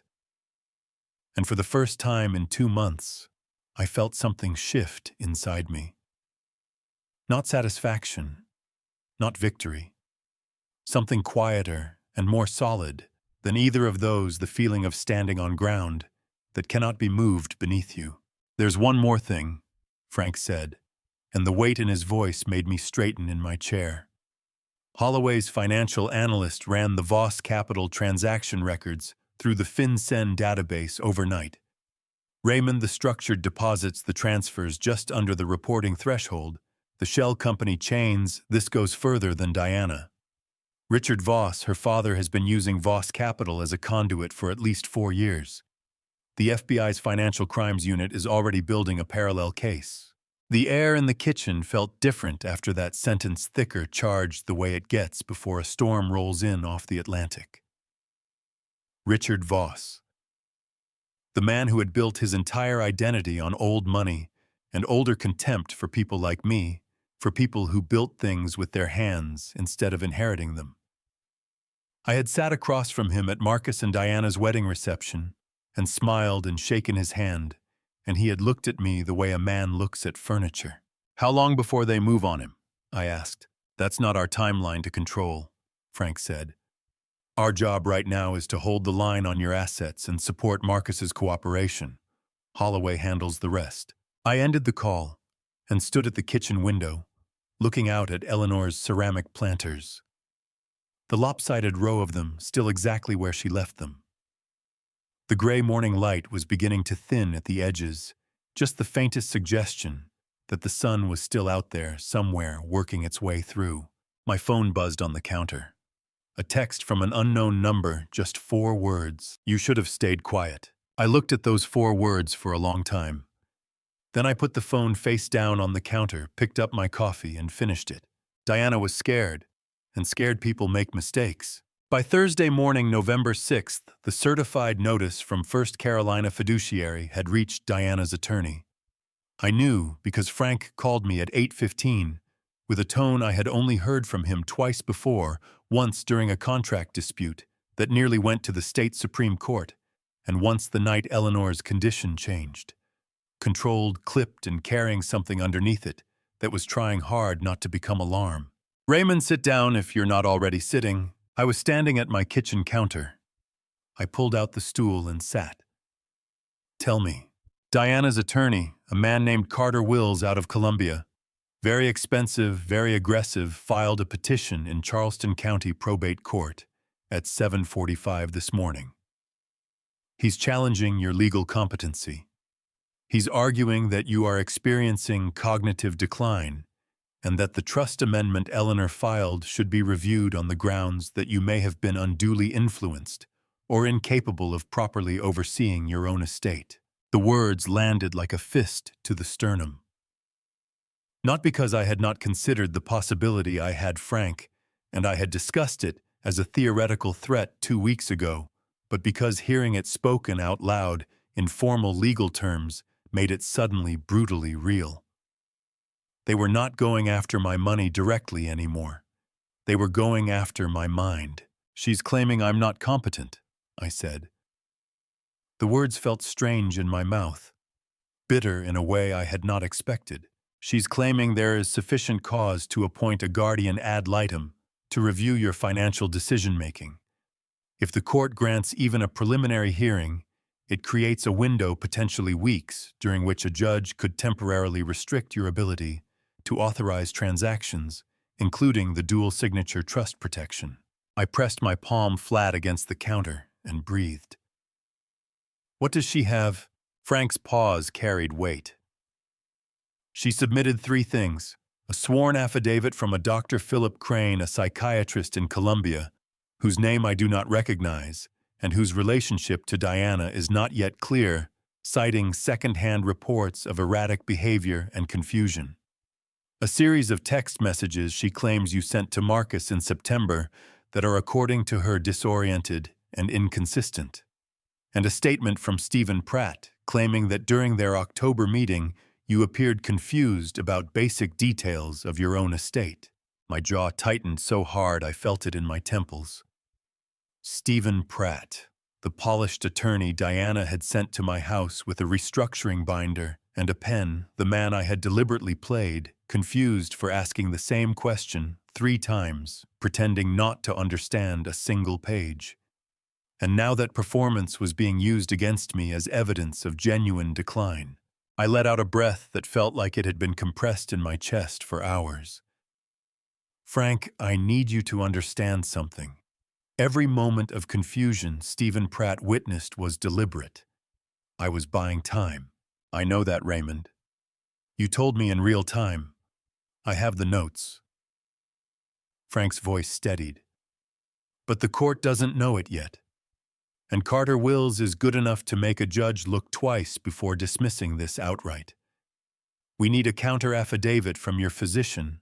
We need a forensic document examiner to look at these texts. And we need it all filed before the preliminary hearing, which Wills is pushing for as early as next Wednesday. I ended the call and stood in my kitchen for a moment, with both hands flat on the counter, staring at nothing. My chest working through something that was equal parts fury and something colder and harder underneath it, the recognition that Diana had been building this move quietly in parallel this entire time. While I had been watching her left hand, her right hand had already been writing the petition. I called Carol. She answered before the second ring, and the moment she heard my voice, she said, "Raymond, what happened?" Diana filed a competency challenge. My voice came out steadier than I felt. She's telling a judge I'm losing my mind. Carol's sharp intake of breath cut through the line like a blade. That absolute... She stopped herself, exhaled hard. Raymond, listen to me. Eleanor anticipated this. She told me, she said, if Diana ever ran out of financial moves, she would come for your credibility. Eleanor made me keep a copy of every conversation we had about the trust during her last 3 weeks. Dates, times, topics, her exact words. She was clear and sharp and deliberate every single time, and I have all of it documented. My eyes burned without warning. I pressed the back of my hand against them and held it there. She thought of everything. She loved you more than you will ever fully understand, Carol said, and her voice cracked on the last word just slightly, just enough for me to hear the grief she was holding behind it. What do you need from me? I need you in Frank's office by noon today. Bring everything Eleanor told you to document. Every date, every conversation, every detail. I'll be there at 11:30, Carol said. And Raymond, do not let this woman make you doubt yourself for even 1 minute. Not one. I hung up. I walked through the kitchen past Eleanor's planters down the hall to the study. I sat at my desk and I opened the drawer where I kept the yellow legal pad Frank had told me to use for notes 3 weeks ago, 61 pages of dates, times, names, actions, direct quotes, everything I had documented with the precision of a man who had spent 30 years reading construction contracts and knew exactly how to build a paper record that could not be argued away. 61 pages, Eleanor's voice in my head saying, "Trust is also the door they walk through." I picked up the phone and called Dr. Raymond Okafor, my physician of 11 years, the man who had given me a full cognitive evaluation just 8 weeks ago as part of my annual physical, and when his receptionist answered, I said, "Tell Dr. Okafor I need an emergency appointment and a written evaluation. Today, if he can manage it. It's urgent." She put me on hold for 45 seconds. When she came back, she said, "Dr. Okafor can see you at 2 o'clock this afternoon, Mr. Colt." "I'll be there," I said. Diana had reached for the last weapon she had. The one designed to make me look small, confused, diminished to make a judge see a frail old man who did not understand what was being done to him. She had no idea what I had been doing for the past 2 months. And by Wednesday, neither would the court. The Wednesday morning of November 12th arrived the way courtroom days always do, with a particular quality of light that feels sharper than ordinary daylight, as if the world itself has decided to pay closer attention. I was up before 5, dressed by 5:30, and sitting at the kitchen table with a cup of coffee and 61 pages of handwritten notes spread in front of me when Frank Aldridge knocked on my front door at 6:45. He looked at me over the threshold, took in the pressed suit, the straight posture, the organized documents, and something in his expression loosened with relief. "You ready?" he asked. "I have been ready for 2 months," I said. "Let's go." Charleston County. Probate Court sits on Broad Street, 3 blocks from where I once signed the deed on my first commercial property in 1987. I had walked past that building 100 times in my life without ever expecting to walk into it as the subject of a competency petition. The irony was not lost on me. Neither was the fury low steady and kept carefully behind my back teeth where it could not cause problems. Carter Wills was already in the hallway when Frank and I arrived at 8:15. He was younger than I expected, mid-40s, silver tie, the practiced confidence of a man who charges $400 an hour and knows it. He looked at me the way people look at something they have already decided the value of.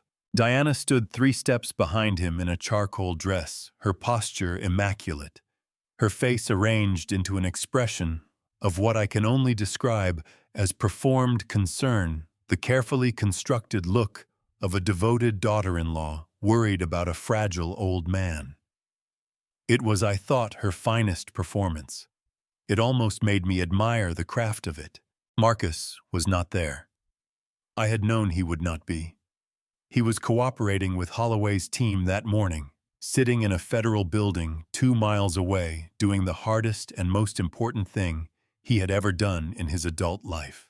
The courtroom was small, wood-paneled, fluorescent lit, the kind of room where quiet decisions get made about people's lives without any of the drama you see on television. Judge Patricia Harmon presided, a woman in her late 50s with reading glasses on a chain and the unhurried manner of someone who has seen every variation of human desperation and stopped being surprised by it years ago. Carter Wills presented his case first. He spoke for 22 minutes, and he was good. I will give him that. He laid out the affidavit from Dr. Philip Crane with smooth, measured language. He read selected text messages, 3 of them pulled out of context, stripped of the dates surrounding them, that he claimed demonstrated confusion and disorientation. He called Stephen Pratt to the stand, and Pratt described our October meeting in careful professional language that made my deliberate performance sound exactly like what Diana needed it to sound like. I watched Diana's face while Pratt testified. Her eyes were fixed on Judge Harmon with the focused intensity of a woman who had invested everything in this moment. Her jaw was set. Her hands were folded in her lap, but I noticed the knuckles had gone white. Then Frank stood up. He presented Dr. Okafor's counter-affidavit first, a full cognitive evaluation conducted on November 6th, 1 week prior, scoring Raymond J. Colt in the 94th percentile for executive function and memory recall for his age group. Dr. Okafor himself sat in the gallery available to testify if called. Frank cited his credentials without flourish, just the facts, just the numbers, just the professional opinion of a board-certified physician of 11 years. Then he presented Carol. My sister walked to the stand, with her reading glasses perched on her nose and a manila folder in both hands, and she testified for 14 minutes in the clear, direct voice of a woman who had spent 30 years as a high school principal and had never once been rattled by an audience. She laid out every conversation she had documented with Eleanor during the last 3 weeks of Eleanor's life. Dates, times, duration, the specific topics discussed about the trust amendment, Eleanor's mental clarity, her deliberate language, her expressed intentions. Every single entry had a corresponding date stamp from Carol's own calendar and phone records. Judge Harmon listened without expression, her pen moving steadily. Carter Wills objected twice. Both objections were overruled. Then Frank presented the 61 pages. He did not read them aloud. He simply placed the bound document on the evidence table and said, "Your Honor, this is a contemporaneous record maintained by Mr. Colt beginning September 8th of this year, 61 pages of dated entries documenting names, times, direct quotations, and actions taken in response to the activity described in the petitioner's filing. A man experiencing the cognitive decline described in Dr. Crane's affidavit does not maintain 61 pages of organized, chronologically consistent, legally precise notes." Judge Harmon picked up the document. She looked at it for a long moment. Then she set it down and looked at Carter Wills over the top of her reading glasses. "Counsel," she said, "do you have anything further?" Carter Wills had plenty of courtroom experience. He knew what that tone meant. "No, Your Honor." Judge Harmon took exactly 4 minutes to deliberate. When she spoke, her voice carried the flat, final quality of a door closing on a locked room. "The petition is dismissed with prejudice. The court finds no credible evidence of cognitive impairment, undue influence, or incapacity on the part of Raymond James Colt. The petitioner is cautioned that filing unsupported competency claims carries its own legal exposure. Court is adjourned." The gavel came down. I sat very still for a moment. Frank put his hand on my shoulder and squeezed once firm, warm, the wordless language of a man who has been in your corner long enough to know when words are not the right instrument. I turned and looked at Diana for the first time since we had entered the courtroom. Her face had gone the color of old paper. Every carefully arranged line of performed concern collapsed at once, replaced by something raw and cornered that she could not quite control fast enough. Her jaw worked. Her hands unfolded from her lap and gripped the edge of the gallery railing. "This is not over," she said. Her voice was tight, strained, a wire pulled past its tolerance point. I looked at her steadily, not with anger, not with satisfaction, but with something quieter and more complete than either. Diana, I said, it was over before you filed the petition. You just did not know it yet. I picked up my documents, buttoned my jacket, and walked out of the courtroom with Frank beside me into the November sunlight on Broad Street, the same street where 38 years ago I had signed the deed on my first building, with hands that shook from excitement rather than fear. Today my hands were perfectly steady. By Thursday morning, November 13th, Charleston had turned genuinely cold, the real kind, not the polite chill the city usually offers in fall, but a hard, flat cold that came off the harbor and found every gap in your coat. I was in Frank's office by 8, and James Holloway was already there ahead of me, his jacket slung over the back of a chair, a paper cup of gas station coffee in his hand that he was drinking with the cheerful indifference of a man who stopped caring about quality caffeine sometime in his third decade of federal work. "Good morning, Raymond." He gestured at the chair across from him. "You look like a man who slept well for the first time in 2 months. 7 hours, I said. First time since September. You earned it." He set down his coffee and opened the folder on his desk. "Now let's talk about what happened after you left that courtroom yesterday." Holloway had a source inside the federal building, not unusual for a retired agent who still had active professional relationships, and what that source had observed between 2 and 4 o'clock on the afternoon of November 12th. The same afternoon, Judge Harmon dismissed Diana's petition. Was this Diana Voss? Colt had made 11 phone calls from the parking garage adjacent to the probate court. 4 of those calls went to a number registered to a prepaid phone purchased in Colombia 3 weeks prior. 3 went to a Paris area code, a number Holloway's contact had already flagged as connected to an individual in Richard Voss's European network. And 1 call lasting 6 minutes and 40 seconds went directly to Richard Voss himself. "She's arranging something," Holloway said, tapping the call log summary with 1 finger. 11 calls in 2 hours from a parking garage tells me she is not processing a legal setback. She is executing a contingency plan. My jaw tightened. What kind of contingency? The kind that involves leaving the country. Holloway leaned back in his chair, studying me with the unhurried assessment of a man who has watched 100 people make desperate moves. "We believe Diana has been maintaining a parallel financial identity in France. Separate accounts, a property registered under her maiden name Voss rather than the hyphenated form. Richard Voss set it up for her approximately 4 years ago, around the same time Voss Capital started running structured deposits through Colt Industrial's subsidiary accounts." Frank, who had been reading from his own folder beside me, looked up sharply. "She has assets abroad that predate the marriage." "Yes, which means they are outside the jurisdiction of South Carolina family law and outside the reach of the trust protection Eleanor set up. She has an exit, gentlemen, and based on these phone calls, she is deciding whether to use it." The cold that came through Frank's office windows that morning had nothing on what settled in the center of my chest right then. Not fear, I was past fear. I had walked through the worst of it and come out the other side. What I felt was something more precise and more urgent, the understanding that the window for containing this was closing, and that if Diana reached French soil, a different and far more complicated set of problems would begin. "What about Marcus?" I asked. "Does he know she's planning to run?" Holloway's expression shifted carefully, incrementally, the way a careful man's face changes. When he has information, he is deciding how much of to share. "Marcus has been cooperative and forthcoming in every session we have had this week. But yesterday evening, after Diana's calls, she went home, and Marcus called our contact number at 9:47 p.m.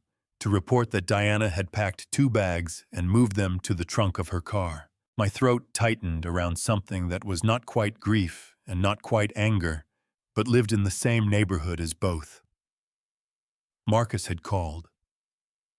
My son, the man who had been carrying 18 years of terrible weight and had finally set it down on Frank's conference table, had called Holloway's line the moment he realized what his wife was doing. "He's protecting the case," Frank said quietly. "He's protecting his father," Holloway said, and he looked at me when he said it. I had to press my hand flat against my knee under the table to keep from losing my composure entirely. My throat worked.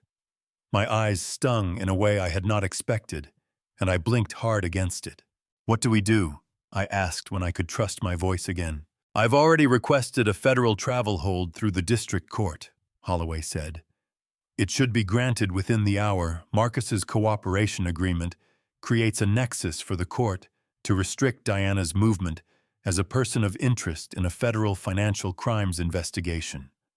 Once that order is in place, her passport gets flagged at every point of departure in the country. And if she tries to leave before the order clears," I asked, "then we make a different kind of call." Holloway's voice was flat matter-of-fact, the tone of a man for whom this was not a hypothetical. "But Raymond, she has not left yet. She is still in Mount Pleasant. She is still making phone calls. People who are genuinely committed to running do not spend 2 hours on the phone the day before they run. She is still trying to find a version of this where she wins." Frank set down his folder and looked across the desk at me. "Raymond there is something else. Carter Wills withdrew from Diana's representation this morning. He sent a formal letter of withdrawal to the court at 7 a.m. No explanation given. But Frank Aldridge does not need an explanation. When a $400 an hour attorney walks away from a paying client without explanation, the morning after a dismissal with prejudice, it means he has seen something in the discovery that tells him the case is about to get significantly worse for his client, and he does not want his name attached to it. I looked at Frank. Something moved through me, not triumph, not yet, but the quiet, solid recognition of a structure beginning to give way. The way a building sounds just before it comes down if you know how to listen. "She's running out of people," I said. "She's running out of everything," Frank replied. At 11:47 that morning, James Holloway received confirmation that the federal travel hold had been granted. Diana Voss Colt's passport was flagged at every departure point in the United States, effective immediately. I was sitting in Frank's conference room when the confirmation came through. Holloway read it off his phone, set the phone face down on the table, and picked up his terrible gas station coffee. "Well," he said, with the quiet satisfaction of a man who has just watched a very long game reach the end of its middle phase. "Now we wait for her to make her next move." I looked out the window at the gray November harbor. Somewhere in Mount Pleasant, Diana Voss Colt was standing in a house with 2 packed bags in the trunk of her car and a passport that could no longer take her anywhere. I thought about Eleanor's ceramic planters on my kitchen windowsill. I thought about 61 pages of handwritten notes. I thought about a cream-colored envelope that had been waiting 8 months for exactly this moment. And for the first time since September 8th, I let myself believe that this was going to end the way it needed to end. Friday, November 14th was the day everything built on lies finally ran out of room to stand. Holloway called at 6:50 road noise underneath his voice, already moving before the sun had cleared the horizon. "Raymond, stay home today. Do not go to the bank. Do not answer numbers you don't recognize." My chest tightened. "Tell me what's happening, James." A controlled exhale. Then, "Diana tried to move assets last night. She contacted someone at First Coastal Bank, attempted a back-channel wire transfer to bypass Eleanor's dual authorization hold. The employee reported it to compliance at 11:15 p.m. We had a warrant by 4 a.m. The name arrived before I asked it. Sandra Keene. She came to us the moment Diana made the approach. Documented every word, time-stamped everything, called the security line herself, not 1 second of hesitation." Holloway's voice carried something that lived close to admiration. "Diana picked the wrong person to pressure." Something unwound in my sternum. A knot I had carried so long I had stopped feeling its weight. Sandra Keene. I had met her once months ago briefly. Eleanor would have called it God watching over a stubborn old man who refused to ask for enough help. Richard Voss, I asked. FBI intercepted him at Charlotte Douglas at 5:45 this morning. One-way ticket to Geneva. A beat. He did not look surprised. Men like Richard Voss never look surprised, they just look inconvenienced. I pressed my hand over my mouth and held it there. Diana is still at the house in Mount Pleasant, Holloway continued. Before we execute the warrant, Marcus has asked to speak with her. 5 minutes. My team present. He wanted me to ask if you object. The question dropped into my chest like a stone into still water. My son, asking my permission. For 5 minutes with the woman who had held his worst secret like a leash for 3 years. I stared at Eleanor's ceramic planters on the windowsill, lopsided, patient, permanent. No objection, I said. Let him say what he needs to say. 3 hours of waiting followed. Cold coffee. Eleanor's letter in my hands, the fold lines softening from too much reading. Outside Charleston moved through an ordinary Friday morning, indifferent to everything falling apart 2 counties over. At 10:22, Marcus called. His voice was stripped bare. No management, no control, just a man breathing hard on the other end of a line. Dad, it's done. My throat closed. Are you okay? No. A sound somewhere between a laugh and something that wasn't. She cried, Dad. When they read her rights, she actually cried. And I felt so tired. So unbelievably tired. My eyes burned until the window blurred. I pressed my wrist against them and breathed. That's the weight coming off. 18 years of carrying something you were never meant to carry alone. I'm sorry.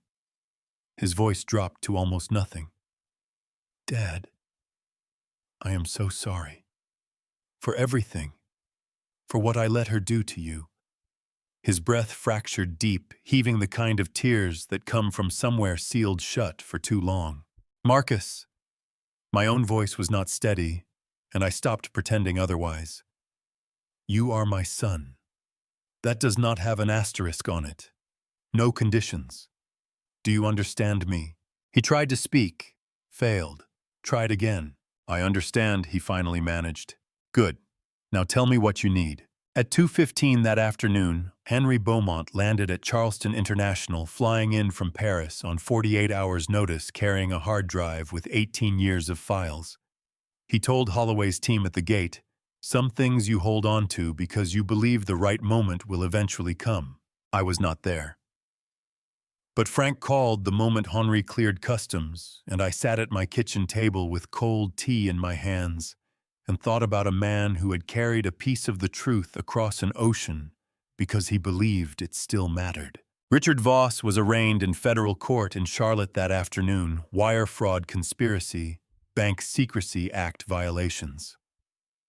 His attorney entered a not guilty plea with the flat efficiency of a man expecting a very long job. Diana Voss Colt was processed at the Charleston County Detention Facility at 3:40 p.m. wire fraud, conspiracy to commit financial fraud, fraudulent court petition, witness intimidation. The list was not short and it was not finished. I did not watch. I sat at my kitchen table as the last daylight touched Eleanor's planters one by one, and I let it be enough that the truth had finally found the shape it needed. My phone buzzed. Marcus, Henri is here. He wants to meet you. I'd like to be there too if that's okay. I typed back 4 words tomorrow morning. My house. Then I set the phone down, looked at Eleanor's photograph on the shelf, and said out loud to no one, and to her at the same time. We got there, Elle. Saturday, November 15th came in soft and pale, the kind of morning Charleston saves for the end of hard things.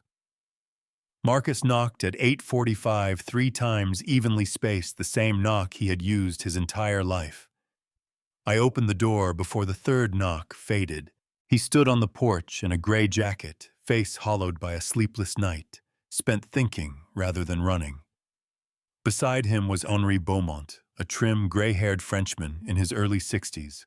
with the particular stillness of a man who has been waiting a long time for something to finally be set right. "Come in," I said. "Coffee's on."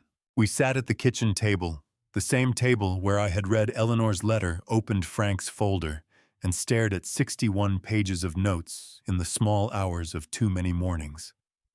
The light came through the window and landed on Eleanor's planters, the same as always. Henri wrapped both hands around his mug and looked at me directly. Mr. Colt Thomas Reed was a good man. Not a perfect man, none of us are, but he was honest and he deserved better. I kept that footage because I believed someone would eventually be willing to see it. I am glad that person was you. My throat tightened. I'm glad you held on to it. I'm sorry it took this long. These things take the time they take, Henri said quietly. What matters is that they arrive. Marcus had not spoken since we sat down. I could see the effort it was costing him, sitting across from a man whose life had been altered by what Marcus had done 18 years ago in a New Jersey hotel corridor. Henri turned to face him directly. I did not come here to make this harder for you. I came because the truth needed a witness. What you do with the rest of your life is yours to decide. But I would ask you not to waste it. Marcus's jaw tightened until the muscle in his cheek jumped. His eyes filled all at once the way water rises in a vessel holding too much for too long. When he finally spoke, his voice was barely above a whisper. I don't know if I have the right to be thanked for what I did. But I hear you. After Henri left, Marcus and I sat together until the coffee went cold. He said things he had needed to say for years, and I listened the way a father listens, not to fix, not to judge, but to hold. When the words finally ran out, I reached across the table and put my hand over his. Your mother would have forgiven you before you finished the first sentence. His face crumpled. The tears came hard and deep grief and shame, and something that was beginning very tentatively to look like relief. I kept my hand over his and let him find his way through it. 3 days later, on Tuesday, November 18th, Marcus stood before a federal magistrate and entered his cooperation agreement. He called me from the courthouse steps after. It's filed, he said. Whatever comes next, I face it clean. That's all anyone can do, I said. By the end of November, Richard Voss remained in federal custody. Colt Industrial, the company Eleanor and I had built over 30 years, remained exactly where it had always been. In my name. Protected by a trust my wife had revised from a hospital bed, because she loved me more completely than I had ever understood until I held her letter in my hands. On the last Saturday of November, I stood at Eleanor's grave in the cold, bright morning, the thin winter sun on my back. You built us a door, I said. We walked through it, all of us. The wind moved through the live oaks. A cardinal landed on a branch nearby, vivid and red against the pale sky, and then was gone. I drove home. Made fresh coffee. Sat at the kitchen table with Eleanor's photograph on the shelf, and her planters on the windowsill, and the hard-won quiet of a house that had been through something and was still standing. Some things survive everything. The ones worth keeping always do. I am 71 years old. And this is what I know now that I did not know on the morning of September 8th. Trust is not weakness. But trust without eyes open is an invitation. I loved my son through the worst of what he was. I loved Eleanor through the best of what she left behind. And somewhere in the middle of all that, in the courtrooms and the kitchen tables and the certified envelopes and the 61 pages of handwritten notes, I found something I had lost when she died. Not peace exactly. Something sturdier than peace. The knowledge that doing the right thing, even when it costs everything, is still the only thing worth doing. I am not a religious man by habit, but I believe God puts certain people in your path at the exact moment you need them most. A lawyer who answers on the first ring, a compliance officer who picks up the phone at midnight, a Frenchman who carries the truth across an ocean for 18 years because he believes it will eventually matter. That is not coincidence. That is grace. If this family story has taught me anything, it is this: do not wait until you are standing at a grave to say what needs to be said. Do not assume the people you love are the same people you think you know. And do not be like me. Do not mistake loyalty for blindness. These grandpa stories are never just about the old man in the chair. They are about all of us, every family, every silence, every decision made in a moment of fear that echoes for decades. This family story happened to me, but the shape of it, I have heard it in 100 different voices. My personal belief is simple: money stolen can be recovered. Time stolen cannot. Protect what matters before it needs protecting. If any part of this grandpa story stayed with you, if it made you hold someone closer or pick up a phone you have been avoiding, or simply reminded you that it is never too late to stand on honest ground, then share it with someone who needs to hear it. Leave a comment and tell me what you would have done differently. And if you believe that real stories about real consequences deserve to be heard, subscribe and stay with us for what comes next. Thank you for staying until the very end. It means more than you know. A note before you continue: the stories ahead contain fictional elements constructed for the purpose of thoughtful storytelling. They are built to illuminate, not to sensationalize. If that is not the kind of content you are looking for right now, no hard feelings. Step away, find what serves you, and come back when you are ready. But if you are staying, welcome. The next chapter begins soon.